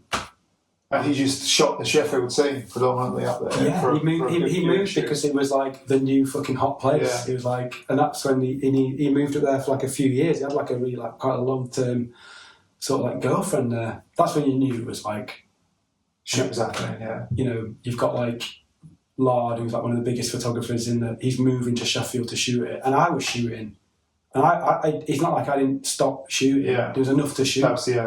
And Ricky Adams like just up the road, and he's like doing all that lead stuff, and like H Man was in. You know, he's like there was suddenly like a lot of content just hotbed, it's just been pushed out of this area. But I love that. I remember like Lard just moved to Sheffield. Like fuck, like that's nuts. Where was he? Was he from Plymouth or something? Bournemouth, I think. Okay. I just thought it was like crackers. People didn't really do that. Yeah. Well, who shot was you riding for Fit when you got the interviewing ride? Nah, that was before. That was before. That's what I thought. Yeah. Yeah, that was before. Who shot that? Banners. Oh, okay. Yeah, Banners shot that. That was like really nice because that's when we were living in that warehouse in Hackney. Yeah, I know it was when you was in London. Yeah. So we just moved to London. I guess that's after like Voices had come out, and then we'd not been here that long, probably like first year or 18 months, and we shot that interview, and I mean that was probably like second year, because I was working as a photo assistant then. That's like what a lot of that interview's about, because I was just like, I guess I was shooting a bit of BMX. Then I started being like a photo assistant, and Steve was like really interested in that. He was just like, the job seems like really interesting what you're doing, working with all these like kind of like interesting like fashion photographers. That was then. Kind of. It seems so long ago. Did you know you was going to get the cover on that, or was that just a surpriser? No, we went to shoot the cover. Oh, okay, cool. It was good. It came out well, didn't it? I thought we did that at like we hacked the got a hacksaw, cut the opened up a fence to do it, and just jumped it, landed, just fucking basically fucked my bike, and then Steve's like, "What do you want to do now?" Steve was like, "Do you want to go to the pub?" Just went straight to the pub. The only pub that was open, like pub on the park. Just went straight in there, and then we had like 5 pints, and I was pissed. It's like not even midday, and Steve's like, "Right, I'm going home." I'm like, back to Happy Wick. He's like, "No, I'm going home." And he just drove home. I was like, fuck it, I was hammered, man. We had no breakfast. He woke up my house, did the thing. It took and then we had 5. I mean, we went in. Were you shot in the morning? Shot in the morning, yeah. Shot in the morning, like first thing. Like, well, I say first thing. First thing for BMX is like 10. Yeah. And then and then he had like 5 pints in his pub, and he just fucking drove back to Bournemouth. Fucking hell. That was it, and it was like. And then he's like, "Do you think you've got it?" And then he said, "Yeah," at the time. And then just as we're leaving, I remember I fucking hated him for this. At the time, he's like, "You got it?" He's like, "Yeah, I got it. Definitely got it." And I'm like, because it's shot on film. I'm like, "Great, okay." And then when we like left the pub in the park, he's like, "So we're all good." He got it. He's like, "Yeah, I think I got it." I'm like, "What?" He's like, "Yeah, I'm pretty sure. I've been thinking about it." I'm like, "I'm pretty sure I've got it." I'm like, "You said you've definitely got it." He's like, "Well, we'll see." It's planted that seed of doubt in your mind. Yeah, so, yeah. And then you end up on fit. Yeah, like at some point after that, I can't remember how it actually like panned out. I mean, obviously, like Ian, like got in touch about it, but yeah, I can't remember like what the conversation was. I had like a pretty good relationship with Ian. I always did. So I imagine it was like pretty like organic. But what I remember is when we went on a trip to Finland, or like a fit trip, and like a really good trip. I got fucked on a lot of them. I got really bad food poisoning on one in Greece. I got injured on like another one. But the one in Finland actually like rode pretty well. I actually felt like I did some like kind of held my game with like all these people on like fucking Bengo and Ben Lewis who were like fucking amazing. Yeah. Actually like held my own, I thought. And Ian's like, "Oh, do you wanna? I've got some news for you. Like, do you wanna? Like, I'm gonna like put you on the payroll." And I was like, the best feeling, man. I mean, it was like, not. Yeah. But it was money, he's getting paid to like cash to ride. And I just felt, I mean, like the weather there was amazing, and I just done like a ice, like on like a bank to rail, like in like a sort of decent iron. I was like really happy about it, and everyone's like, "Yeah, it's really good." And I felt like fucking, you felt like a bit invincible. I was like, "This is good, man. I feel good. I feel like everything feels good." Like, and Ian said that, and I was just like, "What the fuck?" Like, it just felt like amazing. And then he's like, "Yeah, I'm going to like hook you up. Like, I'm going to give you like a same deal as like Marv's on." And stuff. So Marv was already on, yeah. I think Marv got more money, but Marv was already like hooked up. But yeah, it just felt amazing. So I can't quite remember when he actually got on it, but I do remember when he said that. I remember like really well. Yeah. It just felt like really special, man. Like. Because there was a lot going on at that point in time. UK fit team, wasn't it? It was like it was a deal, wasn't it? Like it seemed like, and there was things happening. Like they put some money into it, I guess, because like fit was like you kind of see it now, like as if I just got lucky that Ian sort of like picked me for that, because he's got like a lot of the team, like S&M or FBM or stuff like that. But I suppose you're only going to invest down a certain amount of money in what they generate, yeah. And we just kind of got lucky to be on fit, I guess. We got offered to be on that, and that just meant we got to go on these trips and for a little bit actually get paid a bit. Which is, you know what? At the time, I was so fucking broke. Actually, like made a big difference. So, yeah, that was a real good time. Actually, I remember that really well. Like when he kind of said it, and I was just like, "Fucking hell, man!" Like. What is this? I'm a semi-pro? I'm a semi-pro now. Let me go back to London a bit again, like just a little bit. Like, what was it like when you moved to London and you started meeting the rest of the London scene? You lot, because it was all like, well, it was broken up, wasn't it? There was like certain people here and there, like it was everywhere. Well, it still is really, but Yeah, I mean, it was... So we just used to... yeah, it was... We was the immediate neighbours because you lived in Hackney and I think I lived in Hackney as well at that point. Yeah, you lived by Hackney Central. You lived at that's right, yeah, that's right, yeah. Yeah, so you were in Hackney Central, round the back of that pub. What's that pub called? You were by the flats. Trelawney Estate, yeah. Yeah. So you were there. We were in Hackney Wick, which is probably only like it's round the corner. 5 minutes, right? So yeah, you're right. Yeah, our immediate neighbours. But then we go to like West London, all that scene. What's that shop there called? Half Pipe. Half Pipe. Yeah, we're not lads from there. And then Joe Cox in South London. Yeah. We became pretty pally with Joe, but Joe had like a weird link already with like the northern scene through the Wakefield lot. So like Joe, we're already like knew Joe. So we kind of like gravitated to Joe Cox because there was already a bit of a... Yeah, you already had background there. Yeah, so we'd go down to like South a lot. But we'd ride like everywhere, like... You know, like now you kind of stay in your area. Yeah. We just didn't. We just went everywhere. Yeah. All the time, like constantly, like we just ride... Like, right, where have we not been? Yeah, you guys were from the outside looking to find the stuff as well, weren't you? Stuff that had been ridden before. Yeah. Or the stuff that had been ridden very rarely, really. Yeah, I mean, we're really like kind of... We had like a London map and we'd literally have it like pinned on the wall or like with us and we'd draw... It was like an annotated map where the stuff was. I'd love to see it now, you know, like, and stuff what's there and what's not. Like, we made a map of spots. And it was like, that's... Real map, not a digital map. No, yeah, like exactly. There was just like something we'd like add to. I mean, it didn't last that long. I guess after a while, it just started sinking in. Yeah. But for a bit, like we wrote down stuff to remember where it was, and it was fucking everywhere. Like, and I think as we got more and more familiar with London, as what happens in London, you just become more and more localised.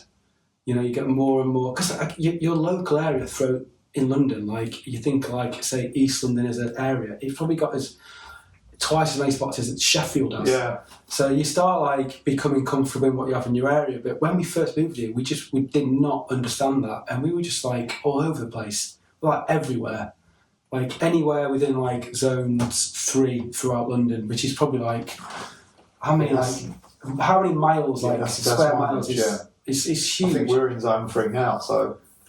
If you think going from zone 3 here, going to Brixton, yeah, and then going like into north and east west to west as well, like we just covered it all like as much as we could, and it just seemed like really like. I mean, I'm sure other London riders did that. We weren't the first people to do it, but I feel like it wasn't done as extensively as that before, because there was no reason for people to do it extensively before. I guess like because the spots had to be really obvious, so to speak, before that era of riding. So you go, there's a bank to wall there, we go there, or we won't, whatever it may be, you know. But there wasn't like when in that period of time, it was like everything became a spot, didn't it? Yeah, you could ride it. Yeah, so that's why.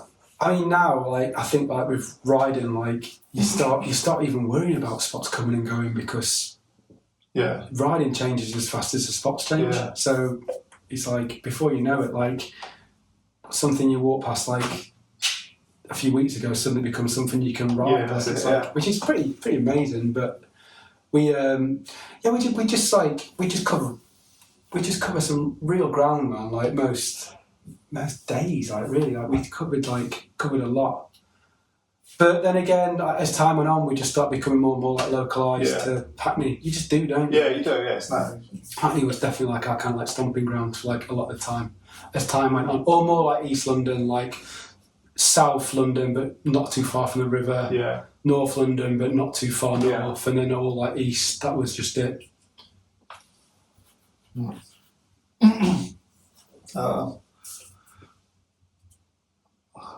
And when you was working at Ride, like it got bought by Factory. Can you remember that? Yeah, I remember well. What was it? What did you make of that? We kind of like didn't. I mean, it was shit, to be honest. Let's be fucking perfectly honest. Like, I never thought I was like, I guess even like thinking back to like that whole like punk scene I was like into like at the start. Like you never feel like that sort of shit, like that aesthetic, that sort of like ideology or whatever is like sinking in. But like weirdly, like with BMX, like I think it did. Like I think that I'm really protective of like people like fucking with it. Yeah. Where I never thought, because I was almost like a kind of like guy who seems like a bit more happy-go-lucky, like kind of shit washes over you. But like BMX, I was like, no, this is shit. Like, this is really, this is bad. Like this is my. Well, it's something you cared about, isn't it? Yeah, but like when you care about something, something else is coming in that you don't agree with. Yeah, that's the feeling that most people will have. But even like with BMX, like when I kind of think back, I never thought that I'd be like that, you know. I kind of like think, oh, you know, like I said, whatever. Yeah. But yeah, I kind of remember it happening, and the changes were really small. I remember like we did one, what do you call it, Ride to Glory, and like Ride to Glory was pretty good for photographers because you basically get a good amount of money because you do like a really big issue. With Ride, you pretend you got paid like per page. Yeah, that's right. Yeah. And if you were one of the photographers on Ride to Glory, you'd probably get paid like a bit more because you did like, you know, they didn't use four photographers, and you blocked the whole issue out for photographers. So if you got a Ride to Glory trip, you're like kind of all right. And then I remember like did one and did another one, like, oh, we haven't got enough money for photographers, so we're gonna have to give you like a third less or half less, like quite a lot. Right, okay, why is that? Like, what's changed? And they're like, oh, you know, we just can't afford to do this issue. And you see that it's sponsored by Malin. Yeah, that's what I was going to say. And then you're like, all right, so Malin thrown up. To be honest, this was like a big sort of thing where like the Albion started. Like, so I think Malin like put up like. It was always before that. It was some other. There was corporate. It was corporate sponsored almost. I don't know about the first one, but. Most of them was all corporately sponsored, yeah. They threw in some money, and then like you saw like Scott Ditchburn getting a fucking Ride to Glory tattoo and walking away with like 90 quid. Yeah. And you're like, and we always said with the Albion, which I guess we'll come on to, is like if we got would you take our money? I was like, you know what, we probably would. But what we'd do, if we got 50 grand, we'd just give it straight to Ride. We wouldn't take anything. Yeah. Like, we'd just give it to them. If you won, the five you got 50 grand. Yeah. You got 10 grand each. You know, like we were like, it's not our money. Yeah. It's not our money. It's our content. Yeah. Yeah, it's our content, yeah. And we were always like that was our thing. It's like if so, everyone's like, would you take the money? It's like we might do. We weigh it up. We wouldn't say no, and we might actually take it. And if we did, we wouldn't take anything out of it because we didn't need. It's not. Yeah, you said it's we get paid off. You know, elsewhere. How good would it be if you just did an actual BMX competition and all these fucking northern kids who are like fucking killing themselves come out of it, got 10 grand? Yeah, like change your life for a year, wouldn't it? You know what I mean? It's like just 10, and then we were like, and I was like, we do. I was like, I'd fucking 100% do it, 100%. You know, I was like, and we were like, I think that's how like I like to think that that's how we do it. You know, and I think Steve was. I mean, we're all the same. Yeah, he was all on the same boat. Yeah, we're all the same boat. So when that started happening at Ride, the rot was setting in. The rot was like you could feel it, and but I mean, I had an amazing time like working at Ride. Like you know, like can't fucking fault like Mark or Noble days. Yeah. Yeah, like you know, he gave me the opportunity to start shooting. I mean, I'm a fucking photographer now. Like, partly out the back of like. The time spent doing that shit, so I can't like, and obviously I feel like Mark's probably in between like a rock and a hard place. Like, what do you do when? Yeah, well, I'd say if you asked him that question now, he'd probably done the opposite. Yeah. But back then, I understand it. Yeah. Yeah, you know, you fucking make some bad decisions, and it was sold on them as like, you know, everything's going to stay the same. You're going to be down there doing the normal thing. We're just going to own it. It was that sort of deal, wasn't it? Yeah. So there wasn't going to, you know, you stay in Dorset doing that. All of them mags, and then suddenly it got moved to London. Exactly. And it just kind of all changed very quick, yeah. Really quick, and Mark's like pushed out, and it all becomes like really corporate. I mean, you go into like business meetings and like Steve would be trying to like do it, and you'd be like, "What the fuck is this?" And then, like you go out for a pint after from like with Steve, and he was like not behind it, but Steve's trying to like kind of steady this ship. But we all knew it was bullshit. Yeah. You know? I was in a couple of their meetings with you. I don't know if you remember, Yeah, it was just like, and Steve trying to like, almost like be like kind of run it. But he was just like a fucking shit show. Clusterfuck, Yeah, massively. And he just felt like real. So I think like soon after that, and then he got like, yeah. So I guess out of that, like the sort of after like years of working for Ride and like kind of like honing your trade, like you know, like kind of like working out. I mean, by the time I started the Albion, I felt pretty comfortable with like photography, BMX photography. Yeah. Quite comfortable like shooting like anyone. I could feel like I could just turn up and get your job done.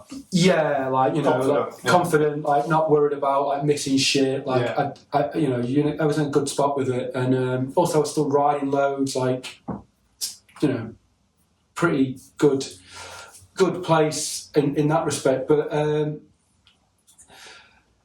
it just didn't feel right. You know, just ride just didn't. It just didn't feel right. Yeah. It just felt like it was like again like the rock was setting in. It just felt like it was just a bit of like a.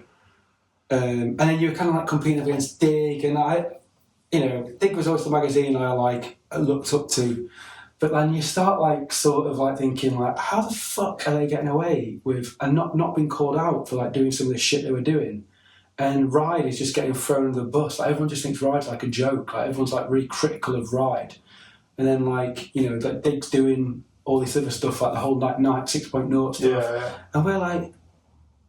Why are we getting like like and all we wanted to do like Steve was fucking most like straight up he's not gonna and all we wanted to do was just make like a cool mag, a passionate BMX rider, wasn't he? Like that's basically what completely so and that's I guess out of that little kernel like the Albion sort of started. So the story I heard was, or one of the stories was like you did the second. It was the how-to thing they did. Did like a how-to BMX with, and then Tim March was involved in it. Yeah. And Tim. What was it? It was BMX Basics. BMX Basics. So it was part 2, was it? Did did 2, and they just like, do you want to do it all, and like basically do it all, like literally. Yeah. This is the story I heard. Yeah. Yeah. Like, do you want to do everything? And then as that was sort of like. And again at that time, like getting paid to do that whole thing was probably like pretty good. Like, it's like, but it's fucking bullshit. Like it's not what you want to be doing with your like time as like a BMXer. Like you don't want to be shooting like hot bar spins and then spending your time writing about it or like 180s. Even though, it was a kind of cool thing to do, I guess.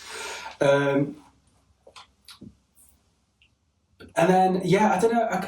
It was exactly around that time, and then like Tim started like creeping in the background and like mystery figure like Steve and Tim. Because Tim had quit already. Tim had quit. Tim's out. Tim's gone. He's already out. Yeah. Tim's like, this is fucking bullshit. Yeah, like, the whole factory thing. Like you're a fucking bunch of jokers. Like I'm out. Yeah.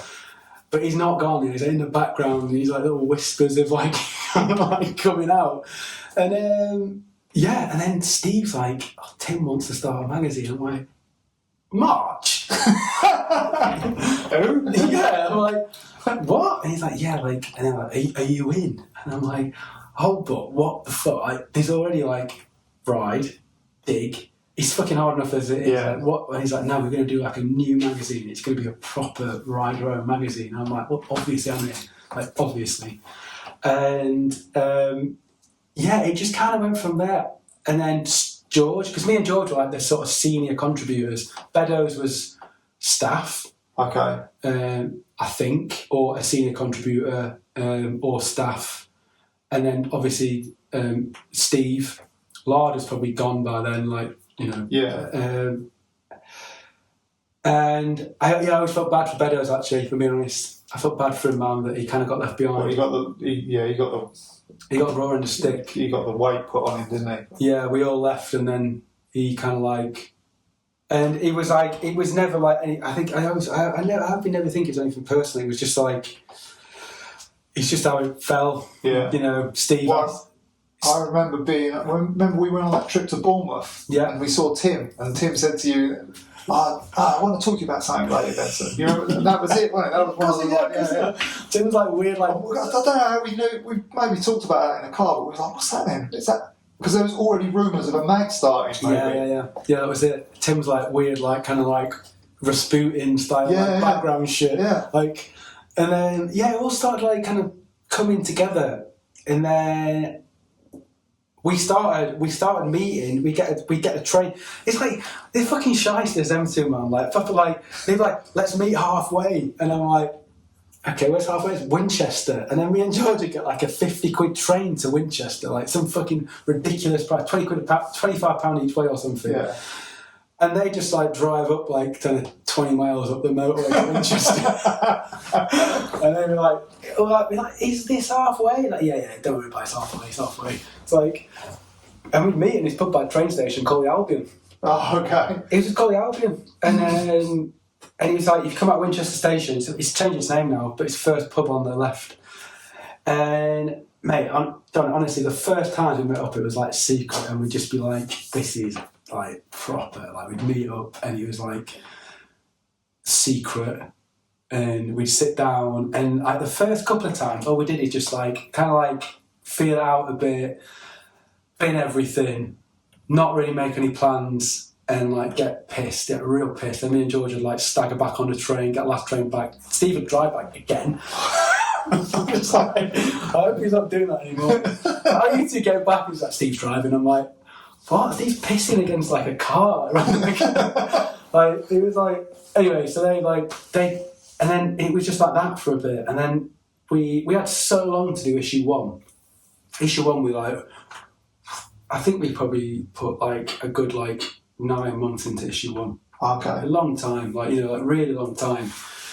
And then as it started to actually, the time of like producing it, it started to get a bit more serious. And we'd have these meetings, and then Steve and Tim would be a bit more like, right, let's have like minutes. Let's actually like plan this out instead of just getting pissed, and like we'd actually like, yeah, okay, you get we'll actually use this time instead of just like. And then it kind of like worked out like, oh, you're going to be editor. I was kind of told I was just going to be editor. Because George was like, basically George could do everything. He could just do, because he worked in this magazine called Nature. And he basically put magazines to print, like he'd put Nature to print. Like so he could not only write and shoot, he could actually send a mag on. Yeah, you do a lot, get it print ready. Do everything. So, but they were like, oh no, you've got like better connections with like, Steve's like, I can't be editor. Tim definitely can't. So you're going to be editor. So I kind of told. And it was like, like, all right. And it was like, you okay with that? And I'm like, yeah. And then they're like, okay, yeah, that's fine. But it was very like, loose, yeah, it was like, we all sort of like chipped in. George would just get on with it quietly. Yeah. Steve and me and Steve and Tim would argue about shit. But yeah, that first sort of like part was, amazing really. Like, such an amazing experience to just like be part of that. Like, to do it. How did you get the ideas for like never running a bike on the cover? Or a photo of a bike rather, should I say? That was like one Did that just evolve, or? It was one of the questions when like, like some ideas just like, and everyone agrees it straight away and it never gets mentioned again. So I said never have a bike on the cover, and I was like, yeah. And it was just never got mentioned again. Yeah. And every cover, we never like tested it. It was just like, it's too much of a fucking stress to start getting like a fisheye banger on the cover. Let's just not do it. We were never like, I don't think we were like, let's not. I mean, with not having right on the cover, like, I mean, some covers were fucking terrible, but I just thought we just wanted to get. I just think it's just like we wanted to just do break the mold a bit, and like we were like, it was a busy field at that time. It wasn't like we were like there was like two. What Netley did a mag. Yeah, that's what I was going to ask you. Did you get the idea of giving it away through Case magazine? No. Case wasn't the first people to do it, but they were the first in BMX. But like Vice were doing it. It's like it was like. It was a thing already. It was a new model. So I think everyone was like, oh, you just copied Case. Like, okay, they did it first, but we were never going to charge for it. We were never going to. It was never even a conversation about making people pay for the Albion. Yeah. It was always going to be free. That was the thing. It's like, why are people still paying for like print media when advertising can pay for it? I mean, even that now seems like a bit, you know, it's a fucking stretch to think that people are going to pay for print media, but not now. I don't. People pay for it now. Yeah. I mean, we struggled, man. Like. Yeah, but I mean, that short period of time though, from then to now, you could definitely sell that mag now. Do you reckon? Yeah, people buy them. Yeah. You're not talking about like selling it in WH Smiths to like fucking thousands of people, but like designate like people want to pick that stuff up and thumb through it, you know. But we had like a decent print run, like. You know. Yeah, I would have said you would. Yeah, I used to see most of them, didn't I? I used to come here. Come and pick them up when you're not being. Yeah. Well, they smelt weird. What was the bad covers then? You thought? Just a couple ones when we tried, because we did like a US issue, and sort of like American readers always said like Albion. Yeah, that's it. Yeah. Oh, right, so it's the real one when it was like all the different ways to say it, which was like so last minute. We just didn't have a cover, so we just got like we just did it really, really last minute to like kind of make up. I mean, that was literally done on the print day. Oh, okay. So I guess there's a few of this which didn't quite hit, but then other ones were just like amazing. Like, yeah, I can't think of like one that stood out that I would be like, oh, that one sucks. Like, yeah, I mean, he's 17, and he's not loads. I mean, I think they're all alright. I mean, they all like kind of fell within this kind of like irreverent sort of like Albion sort of world, like which they were meant to be. Like, you know, they were meant to like. I mean, I love the one I got my friend Chris to do, which was like the penguin thing when it like comes round. It's like the Albion number 4. Oh yeah. Like stuff like that. It's like, and it's all like the BMX on there. There's like Edwin on there. It's like a fucking penguin, and it's like. Well, that's what I think we like doing more stuff like that. The leather jacket we got like kind of that was cool. Yeah, the one where I mean, whereas like the weird shit when we got like the logo embossed on issue 3, I thought that seemed a bit fucking wanky, you know. Yeah, I didn't mind it, but yeah, I could see how it seems a bit of a fashion mag kind of thing, doesn't it? Yeah. The further ones in it were just like a bit more fun. Yeah. So I don't know. We didn't really like the covers. Well, the original idea of not having ride on the covers was an early idea, which was just never questioned. Just never got questioned after it. It worked out well, I think. It also solved some big problems for like editorial. You know, it's just like we're just not going to have that on. So you could probably, if we got ahead of ourselves, we could plan the cover completely separately to what was going in the mag. But at the time, it was like kind of what came in from each issue. Yeah. I mean, you could easily just put one of George's pictures on because they were kind of like quite formulaic. You could just put like a. You know, in a good way. You always knew what George's photo was going to look like, so you always knew you could just use that. And there was a few times when we nearly did, you know, like whether it's mine or George or Steve's, like, you know, we should just do it because it's just which is going to make a great cover, and we didn't. I think it's good that you didn't. Yeah, we always kind of like, and there were sometimes when Steve or one of us might really want one about, like, let's just run this. This will be amazing. Like, this is a good cover, and then one of us would just be like, remember what we said. Like, let's just not do it, and we wouldn't do it. That's good that you stuck to your guns. Yeah.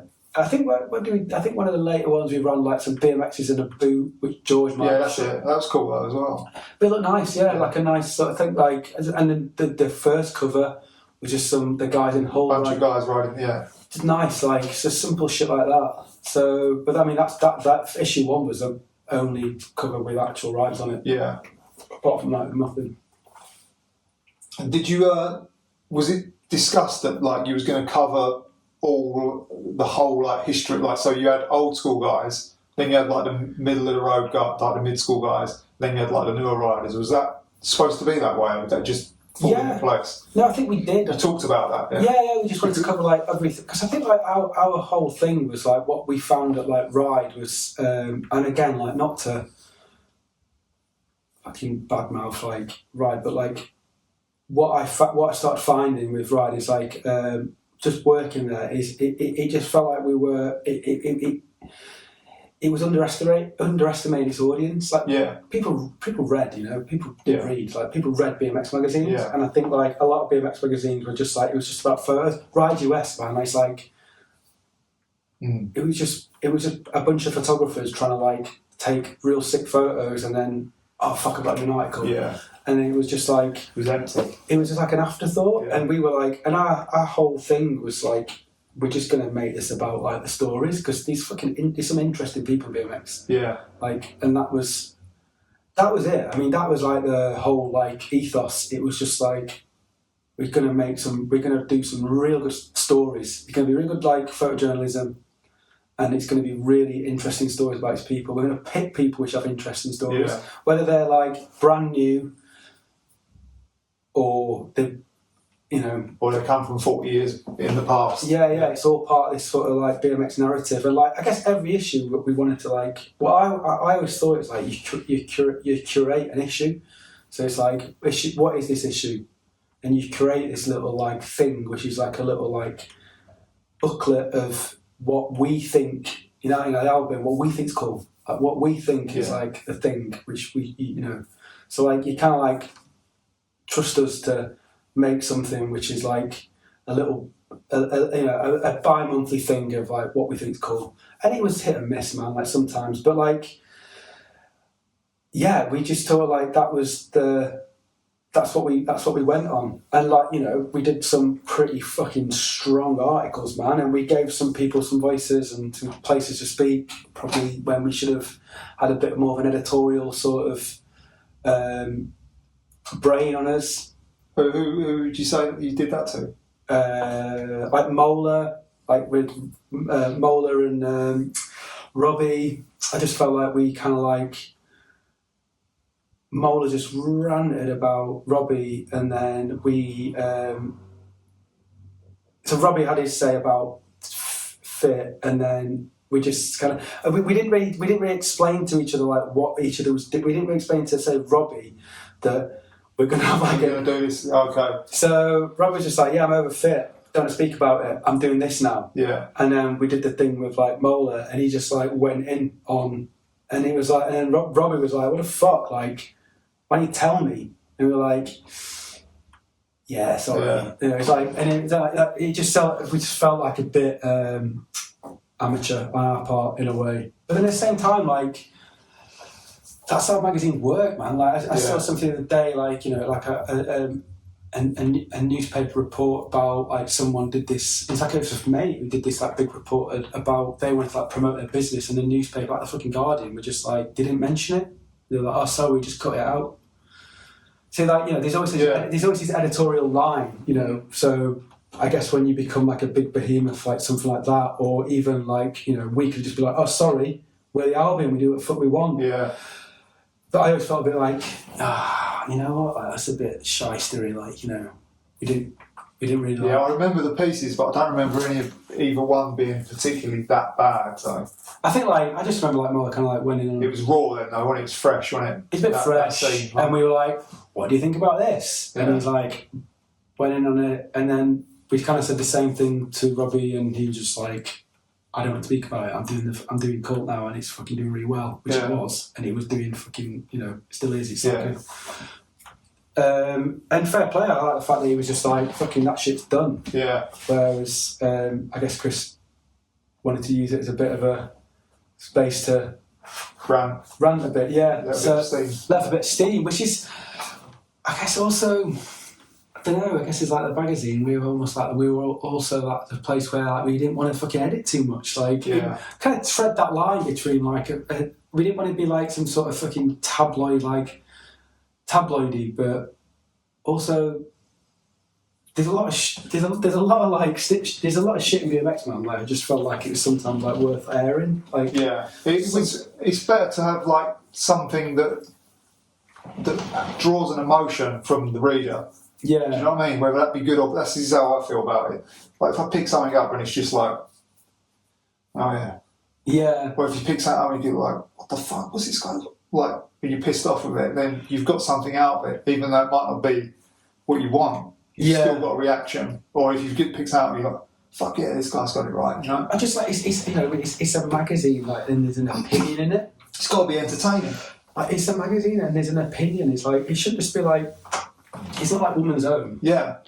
Exactly. It's like there's strong opinions in it, and this guy's pissed off with this guy. Yeah. And like, we're kind of like saying, I don't know. I kind of hope we would just send a thing like, make your own fucking mind up on it. But Maybe we weren't. Maybe we were just like kind of not quite like making these two opinions like adjacent, so you can kind of like, you know. They wasn't. Yeah, it wasn't parallel with each bit of anger, you know. Yeah, kind of wouldn't. But you know, and then there's also like when Steve did the whole like ramp stuff with like a mega ramp stuff with like Chad Kagi. Oh, I can't really remember. I remember that being in there, but I can't really. I remember. Like, Steve was just like, mega ramp is fucking rubbish. TV show, yeah, or something, yeah. And that kind of had a bit of a flare up, but I was like fully behind it. I was like, it is shit. So fucking 100%. And then there's a whole Hamilton thing out of issue 1. So did someone pull banners up on that mega ramp stuff, or? Nah, no, of course not. No. I mean, we were like, read it, and I was like, it's probably like, you're kind of calling Chad Kagi out here, like, this is... But you're not really, you're calling the mega ramp, that's two different... to me, that's two different things. Like, I don't know. You want to do that for money, you can do that for money, but look at this mega ramp. Like, I can't remember, but anyway... I think you might have put some names in, maybe. Maybe Steve probably did. Okay. But yeah, like that was... that was like another thing... Like a few things, but then again, I just think we had to like we had to kind of toe that line a bit, otherwise it would have just been another like fucking lip service. Yeah, bland, boring. And we didn't eat. But I don't know. We tried to like kind of touch on some stuff, or even like just write like really like long, in-depth articles about people, you know, like it was like, you know, the text sometimes was just like fucking intense, like really full on, like some of the stuff, and the time we spent with people, like the first thing I did for the Albion was going to stay with like Eddie Cleveland for 2 weeks. Who the fuck, like, I was writing him up, I'm texting him, like, hi, we're starting a new BMX magazine called The Albion, I used to work at Ride UK, can I come and interview you? And he just got, yeah, sure. I was like, cool. And then like a few weeks later, like, I'm going to come over, can I book flights? He's like, yeah, where do you live? San Francisco. I'm going to land on this day. Cool. Honestly, that was fucking it. And then I turned up, and then he pulled up in this blue like Camaro, and he just looked at me. Bear in mind, I was older than him. He just looked at me and was like, are you old enough to drink? I was like, I'm older than you. And he was like, alright. So he just went off like smoking like Marlboro Reds. I was like, yeah, this is fucking amazing. Like, and then I just stayed with him for like fucking two weeks, and like just documented his whole fucking like life. Like, you know, he's like got into rhythm. I'd like wake up. He'd wake up really early, like a cat. And then he'd go back to sleep and nap around 9. Like, you know, you just watch these guys like fucking amazing BMX, like really influential at the time. I like absolutely love. I was like, he's fucking, you know, you want to be around people like. And I was like, this guy's like crazy. Like he gets up at 5, potters around the house like a cat for a bit, and just naps around the house. Like, you know? And then he'd actually like go out riding, and he just fall asleep places, like fall asleep in his car, like a cat. He always like, you know, you see him move on his bike, he was like that, like like kind of feline sort of like BMX style. I just love that. And then you like just spend this time with him for 2 weeks. Just totally trusting. So he was obviously proper pro BMX rider. Yeah, he was pro. I mean, I remember seeing his like his primo check. He's like he'd fallen asleep and he'd under his mail, and I was like, that's more than I get at fit. And then we just. But he was definitely. It was like that was a funny one because I was like, you're going to interview Eddie Cleveland. He's out of it. He's like just a fucking washed up. And I remember like going to meet Edwin was like, the only reason I did the interview with you is because you did Eddie's one. Oh, okay. So kind of like, and Eddie was like not really riding at that time, but he was getting paid. He's getting paid off all these people, but he was like probably about to get the boot. Yeah, okay. And then he just carried out this mega interview. Did this foot plant over this like double rail, like Like, big shit, man. Like, I remember the picture, yeah. Yeah, like, that football at Double was no joke, man. Like, it was hard. He looked good on a bike as well, so anything you took a photo of was... Exactly, yeah, which is, from my point of view, like, to go and, like, shoot that. Yeah, he was really fucking good. And then, just sort of, like, hung out with him for 2 weeks. He met his... We were... had weird shit, like, we were there, and then he's like, oh, I've met this girl, like, she's down in LA. I was like, I've got to go to LA after shooting this to go and meet with Ian to shoot the United team. He's like, will you drive me down? Because I was going to have to get a fucking plane or something. He's like, I don't know. And he's like, look on his phone, he's like, yeah, she's pretty hot, man. I was like, yeah, she's real good. Like, you should go down, like, you should do it. He's like, fuck it, all right, I'll drive you down. So we drove down, like, Route 1 from, like, San Francisco to LA. And just got, like, again, more drink driving, I don't know why I was just got, like, hammered, man, like, driving down, like, fucked. And then I drove into, like, I remember, like, we drove into, like, LA, and then we got to, like, the United house where, like, all the United team were staying, and he just drove onto their garden. I was like, pissed as fuck, like. And he's like, Benson, I'm like, yes, Eddie, like, I've had such a good time, man. And everyone, like, came out of the house, like, it was, like, Nathan and Corey. They're like, Eddie, what the fuck are you doing? Like, it's kind of like, he was a bit washed up, man. Yeah. And he's pissed, and he's just driven down. It was, like, such a good scene. And I got out with my camera gear, and then he just, like, drove off. And they ended up having a kid with this... Oh, with a girl, yeah? Yeah, with his girl, and drove down to me. He's got, like, that's his daughter. Oh, wow. So I always felt like little things like, little moments like that were like, and then I was like, yeah, then suddenly I'm just with like the United team. It's mad, mate. It was such a weird sort of time. Like, really, like, yeah. Yeah, it was good. There was buzz going on there with that mag, wasn't there? But what was the Hamilton story? Well, I mean, you read it. Yeah. Just everyone pushed back against it, like, you shouldn't have published it. Oh, really? A lot of people were like, and I can see why people thought that. But when he was being purposely weird, though, it's that he brought it up in. I read something after that. Yeah. I mean, that's what he says. Okay. Like, and I mean, I fucking hope he was. Like, don't know. Well, he seems in a good place now.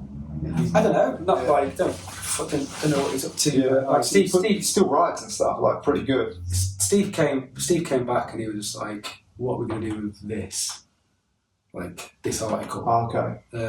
And yeah, I showed it to a few people, and like all the Sheffield BMXs being the Sheffield BMXs, like looked at all the riding shots, and like, this is sick. He was like bumping off like a snow like lip, and I was like, really? It was like, yeah, that's fucking amazing. That's Hamilton doing that in the snow. I was like, okay, all right, like just typical, like, but like I guess he would, I don't know, it's Hamilton, isn't it? So yeah, he's a one-off, like, for sure. But I don't know if it was, I don't know what I mean, I'm still like on the fence of if we should have even published it, or we should have edited it, or we should have had a bit more of like an editorial line against it. But like it was the first issue, and then we just put it out. We just put it out. Not knowing, yeah. And then it was like, for a bit of a firecracker for issue 1, like, everything else has paled into like, Eddie Cleaver's singing there. I can't remember what George did for the first issue. I'm sure it was good. Everyone just talks about Hamilton. Yeah. It's all about Hamilton. Steve's article of Hamilton. Like, that's all that's what the Albion was for that first bit. And it became a bit like, as if we were like quite salacious. It was like, oh, I don't want to be interviewed by the Albion. It's like, now. Like, you're causing controversy to sort of, for the sake of it, like. Yeah. But like, I think we kind of did come back, and Steve was just like, this is what I've got, and this is what I'm going to write about, because this is how it was. Yeah. Like, this is it. Like, what we're going to do. And like, this is the photos I've got. Like, I think like one thing came out, and he said about like not having a number on his door or something, and then Hamilton was like, listen, I've got a number on my door has a door number. Oh, okay. And Steve was like, I don't know if it was like, I was like, did you really have a door? I was like, yeah, he probably did. I don't know if he did. Like, like Steve, man, like, don't, you know, like what else? What else? Have you, like, but like, he's like, no. I mean, I trust Steve to like, but yeah, I think that was just like, yeah, it was a fucking firecracker to throw into like a first issue, and he probably needed it. Like, you know, the whole fucking magazine like probably needed that to like really like charge it to get going. It didn't do it any real harm for the magazine, I don't think. Yeah. But then everyone kind of like looked at Hamilton, and he seemed like, you know, this guy that everyone, especially from my era, like kind of looked up to, and suddenly thought he was like a bit of a fucking in this like real bad way. Yeah. Yeah, it did give that impression, to be honest. I read something about Wilkinson as well. Did you read that? Where he was saying he did something. I don't. Did you do that, or maybe Dallas? I think I did. And he said something about like they wouldn't print something I said in the most punk rock BMX magazine out there. I can't remember where I read that. But I think the thing with Wilkinson is Wilkinson got interviewed for like something to do with like the magazines. It was part of like a bigger story, and something he said, it just didn't make the cut. For like the same reason I'm saying about it just was like an editorial decision. Yeah. He might have had like opinion, but it was like off brief from what we'd asked him the question about. Yeah. I mean, I can't remember, but the only time I remember like Wilkinson getting interviewed, it was part of something peripheral to. It wasn't about him. It was like it was. I can't remember. I think it was like. Excuse me. I remember he had a pic, didn't he? And there was a page of text. I can remember the picture. But yeah, you might be right. It might be something about something else. Was that? I mean, to be honest, like, yeah. I mean, if you push stuff in a magazine, like you everything like we had to like edit shit like quite heavily. I mean, Rob, who was our designer, was like, always up against it. Like with everyone not wanting their work edited. Yeah. We'd come up with like fucking 30,000 word articles, and Rob would just be like, what am I meant to do with this? Like, you've got like 16 pages and you've got like 12 photos you want to run full page. Like, you can't have this much text. Like, so there was shit was like pretty, you know, stuff was edited. Like, it had to be. Like, you know, we'd edit each other's work. George was really like he'd hate people editing like his text. I mean, personally, I felt like it could have been whittled down, but he was just like, I don't want it. I don't want my stuff editing. Whereas like Steve was a bit, because I guess Steve's come back worked with BMX magazines for years. He was a bit less precious. Yeah, he's like, yeah, whatever. I was the same, you know, like whatever makes a magazine like work better, like it's a bit more homogenous. So, but yeah, stuff got edited. Of course it does. Like, you know, some shit's got edited out. Like it might mean a lot to you, but it might just not fit. It might just not fit the narrative. Yeah, off topic. Off topic, yeah. So, maybe not. I mean, maybe I doubt we'd take something out which was like. That's what I thought after like the first issue. Like, yeah, I mean, if it was something which was like slightly invokes some form of debate, then we'd probably definitely leave it in. Yeah. But yeah. So how did that finish, the Albion? It sort of just disappeared. I remember there was an issue coming out, wasn't there? And then it was like, oh, it's not coming out. We like I don't know, like it's like, I mean, the whole thing with like the Albion was just like we wanted to like. Our whole thing was just doing this, like, I mean, again, to backtrack a little bit, like, we just wanted to, like, make this, like, magazine which was, it just offered a bit more than what was that. We were just so, like, frustrated with, like, what we'd ended up with at Ride, because it's now, like, Factory Media, and what we were kind of, like, churning out there. Yeah. And also when we'd, like, look at, like, Dig and what, like, that appeared to represent, and then being like working in the industry, like what we knew was like kind of backing it. Yeah. And we were like, it's like a fraud. Like it's not, and it really again, like that's the point of it being like, we were like, I mean, the Dig's. I feel like I don't want to bin it, man. Dig's always been like something I'd like look up to, but at the same time, I just found parts of it like a bit like unsavoury. And it really spurred us on at like Albion, because we're not that. Again, back to the whole like right to glory things. Like, would you take the money? maybe we would, but we'd give it like straight back to everyone, you know, like we're not like averse to like investment, but we wouldn't take it, you know, and I think like that whole like ethos was what made it quite special. Like really fucking pushed it on. Like everyone was on exactly the same page about like money. Yeah, you know, like we didn't like, and then you got someone like Tim, who's a fucking nutter. Like, you know, like it's amazing, man. Like I used to speak to Tim like every day, at least twice a day, every day, man. Like, and he was just like crackers. He was like 50. I mean, I'm 40 now, but back when I was doing the Albion, which is probably, you know, he was 50 then, and he seemed old. Yeah. And he just seemed like a nutter. I was like, I want to be like you when I'm older. You're fucking... He's a character, yeah. Yeah, crackers. Good stuff, yeah, I like him. Like, and I don't know, this whole sort of like, there's no pretense with it. We were all like on the same page with it. You know, we were honest about what we wanted to get from it and where we wanted it to go. Yeah. But in the background of all that, there was just some like Tim was a shady with the money side of stuff, you know, like it never seemed to be like transparent with where the money was coming from, where it was going. We'd just be like, I need a flight booking to San Diego, and Tim would be like, okay, I'll put the money in your account now. And like, where's the editorial budget? Where is the money? Like, there was no editorial budget. Like, some issues everyone would just fly off to America, and there might be like $5,000 in flights. And other months, there might be European stuff. There's no plan. It was like just random as fuck. So it's like, I'm like, Tom, where's the money? Like, where is the money? And he just kept it like really hidden. And at first, when it first started, it didn't really matter because he wasn't making any money. And then it actually, like, issue 4, 5, 6, it worked, man. Like, Albion worked. Like, you know, it's like a business. Yeah. It like, oh wow, like, it's actually generating like, subscription sales are pretty good, and advertising sales are pretty healthy. It's actually working.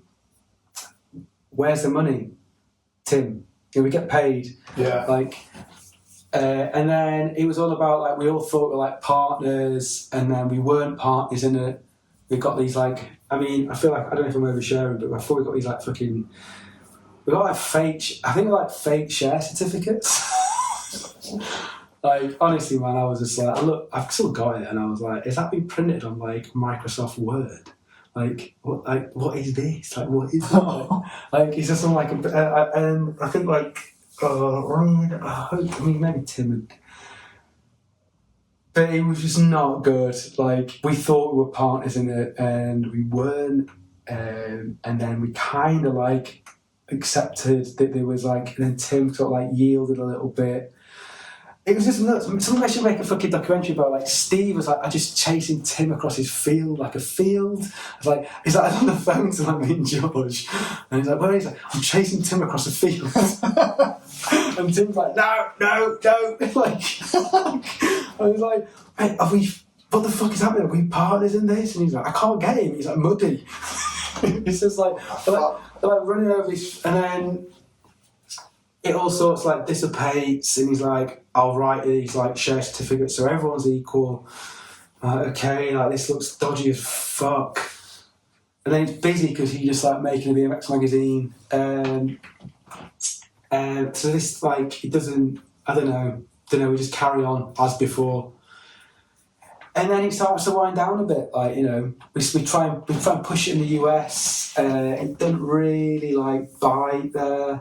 I think BMX is just going through a bit of a downturn at the same time, and things just start to change like quickly. I think I remember chatting to a few people about it, and it's like I think people overbought or just oversold on completes. Oh yeah. So that was like 2013 or something around that time. Yeah, and they just didn't sell.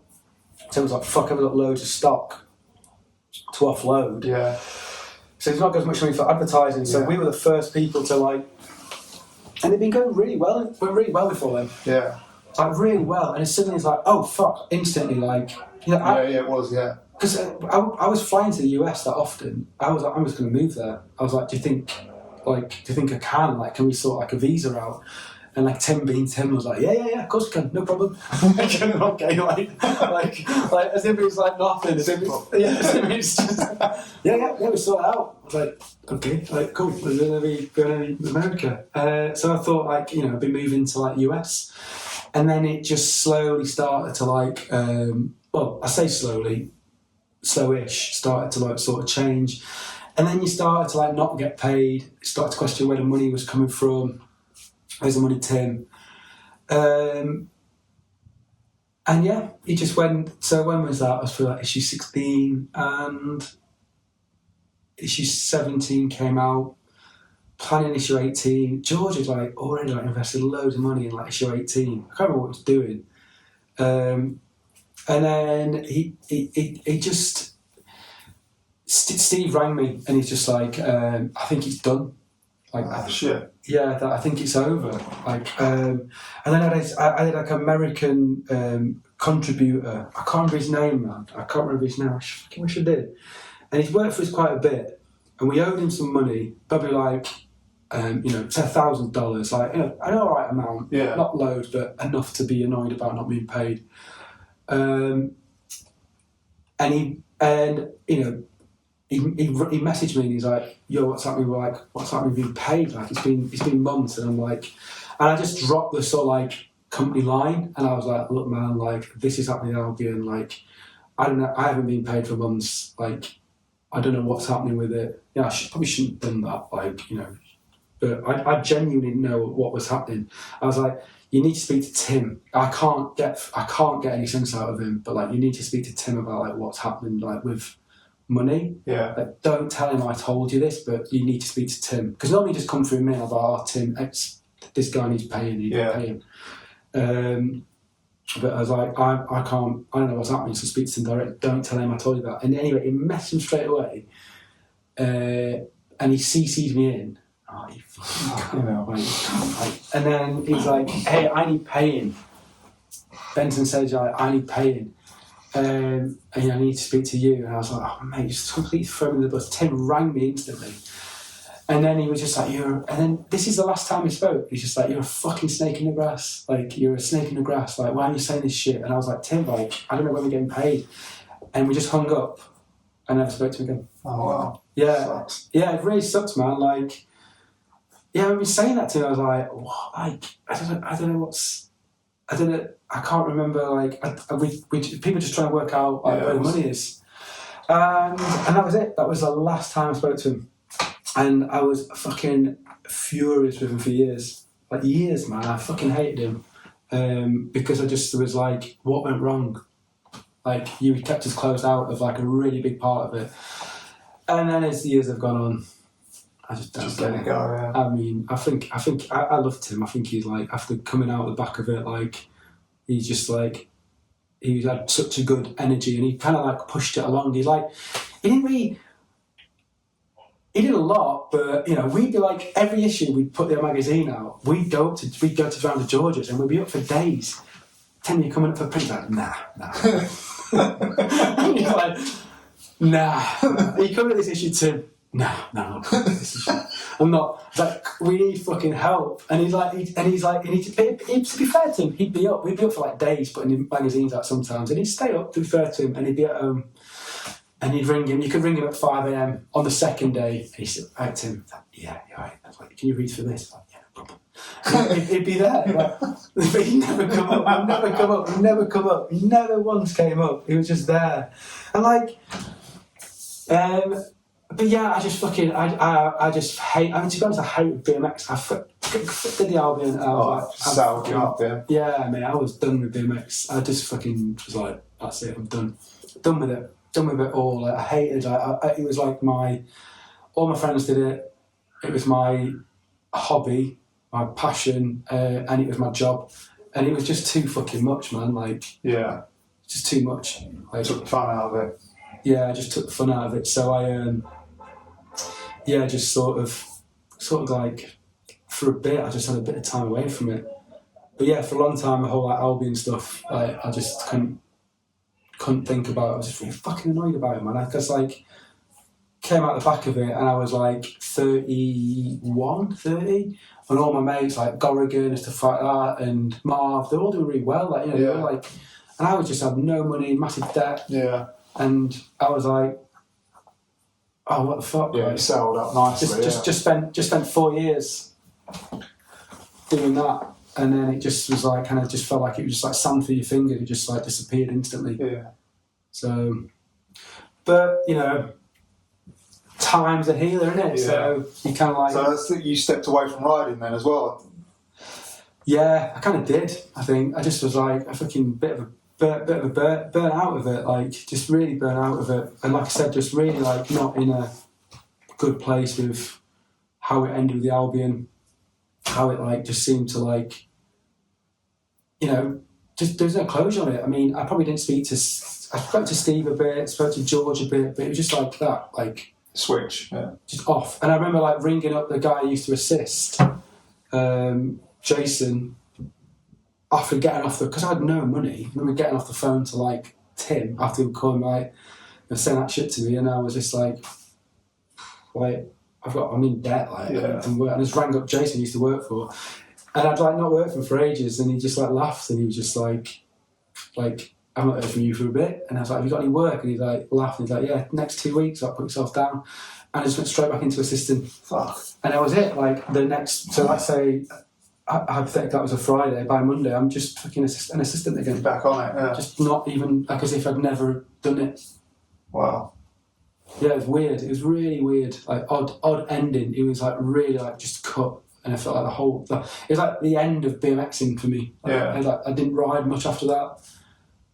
Like that was it. Just like a phone call. It was just like that's it, done. Fuck. Yeah, it's odd.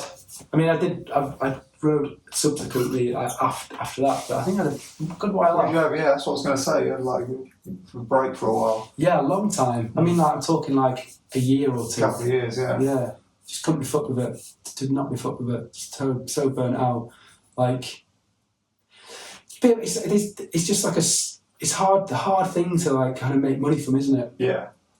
Do you know, like it's virtually impossible. Yeah. And like when people are kind of like fighting around for money, it just changes people's like personalities, sadly.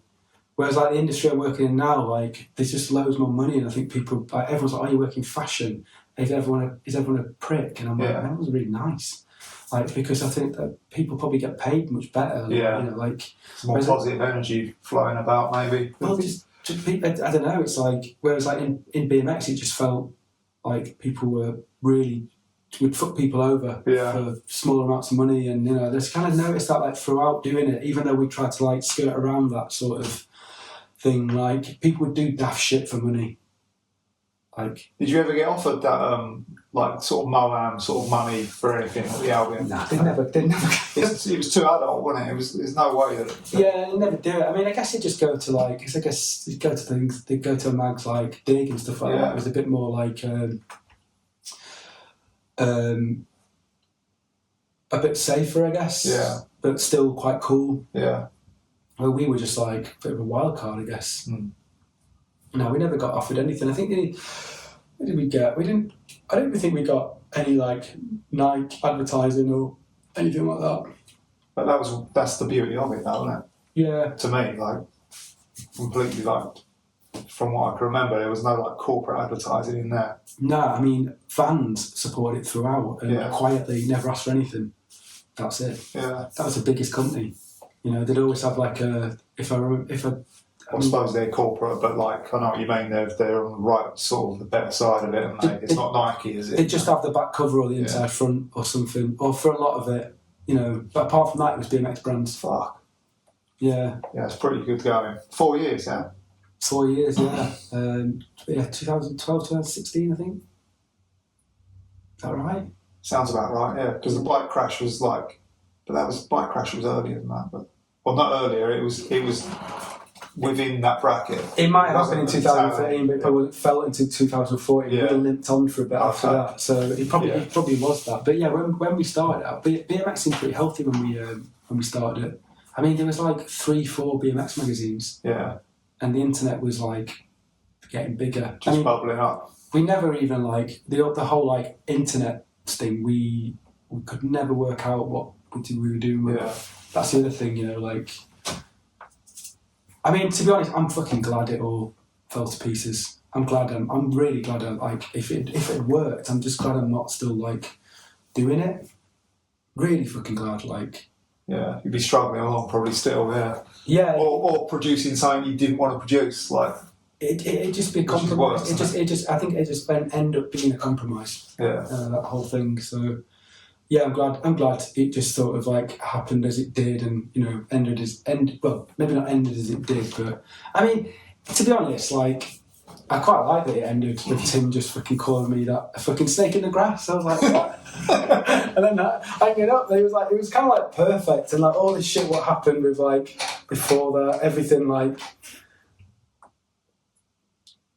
what like, you know, people's opinions of the Albion and like Tim and like what we did and like us just being like we went to like Interbike and everyone just thought we were like ridiculous, like what the fuck are the Albion, like what is this? It's like it felt great, like, I felt proper underdog shit, like real good. And for it to end like that, shitty infighting, you know, fine. Fucking good story though, isn't it? Yeah, I mean, there's probably like you can write a book on that shit, couldn't you? Yeah, just fucking... on them 4 years alone, probably. Yeah, I mean, I grew up massively doing it. I remember like starting out, I was like a bit of a...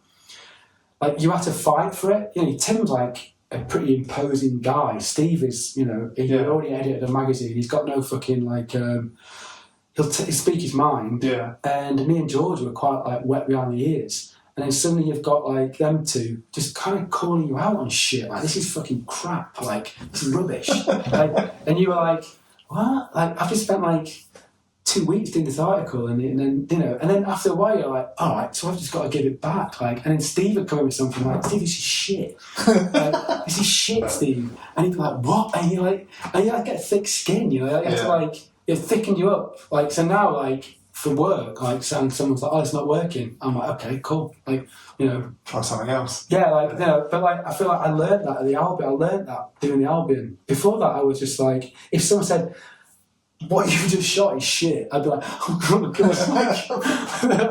like welling up. I'd be like, okay, I'll do. And then now I'm like, yeah, you know, like you just, and I definitely got that from doing the album. Like, you know, just people like fucking people like us four were like cutthroat with each other. Yeah, you had to be like passionate about a magazine. Like, has to be the best. And like, if someone did something a bit shit, like you just got called out on it. And you know, and he either got like hammered out, like the article got made better by us being like, this is not good enough between the four of us, or it just didn't run. Normally it ran. George was operating his own. He just did his own. So, but like me and Steve and Tim were just like kind of like fight shit out a bit, like yeah. Which is, I mean, I guess we all did, but and then you had Rob, who's like almost like a bit of a silent partner, who was like the designer, who just got handed all this shit at the end, and we're like, sort it out. Fucking hell. Yeah, it's man. I mean, I don't even know if that was the right way to make a magazine or the wrong way, but it fucking happened every 2 months. Yeah. Mainly because of George, to be honest. Like he actually made it happen to print. I mean, he got it print ready again, did he? He did every fucking issue. I was like, it just seemed like such a shit show. But you had to get on like George's like insane, like psycho schedule. You know, he'd be happy staying up for 3 days to do it. Fuck. Honestly, he just, you know, like, yeah, that's what he did. That's just how he worked. And Tim would just be back in bed. Yeah, probably. When you ring him, he'd just be like, "You been up? You still up?" He's like, "Yeah." Oh man. So you still ride now a little bit? Very occasionally, I go to like a Canal skate park. Yeah. A shit one. Yeah, I've not been to the new one, but you don't. It's not worth going. But I live like I can hear the skateboards clattering around, so I'm like next to it. So, I mean, I've not been for ages, but I don't know. I'll still ride. I'll ride again. Yeah. You know, it's like just enjoy it. I think like it's quite actually satisfying when I go out. Like tried like road cycling and running. I'm shit at them both. Like riding, I'm still still muster a few things out of it, and it's really satisfying. Yeah, you know, it's like fun, yeah. it's even like I've spoken to Nurik about it, and he's like you should keep riding. He's like you just need to like, what did he say? No, he put it very well, probably better than I'm going to put it, but almost like recalibrate your like opinion of what your enjoyment for riding is. Yeah, like just do that and you'll enjoy it again. Don't think you are what you used to be, but like just enjoy what you're doing there. It kind of had something on those lines. And I went out. I was like, fucking, he's smart, Nurik. He's smart. And I went out on a road. And I was like, I fucking hate this. So it didn't work. But yeah, I'm not willing to sort of like, I enjoy it. I fucking still like follow it a little bit. Yeah. Yeah, it's amazing. Like, it's an amazing thing to do. Like, just the sort of community and still to be part of it. Like just bump into like half a mates of BMXers. Yeah. Whether they're riding or not. So I'll do it again, but yeah, just not recently. Probably have to speak to Nurik again to get a pep talk. I find going out with no expectation works for a lot of people. When you don't go out with like craziness in mind, you just go out with like just going to do a couple of manuals and that's it. And then it develops. Well, if you can't do that, you pick something equally as easy. Just riding, fucking riding about and that's it. Yeah, it's I don't know. I mean, I can see my bike's like I keep it outside. I see it, it's just like there, and kind of keep it on like. I mean, it sounds ridiculous, but like the tyres are pumped up, it's good to go. It's ready, yeah. It's just like it's outside in the fucking rain, but like if I decide to go, it's like I can go, but I never do. Oh, magic. All right, we're good. If you're good, I think so, man. Yeah. That was wicked. Thanks, man. Hope you enjoyed that. Thanks for watching or listening, whichever one you did. If you want to support the channel, like, comment and subscribe. We also have some merch available. Soft goods, hard goods, Union zines, new Union Speed Roast coffee over on the Bicycle Union site. Go check it out. See you next time, jabronis.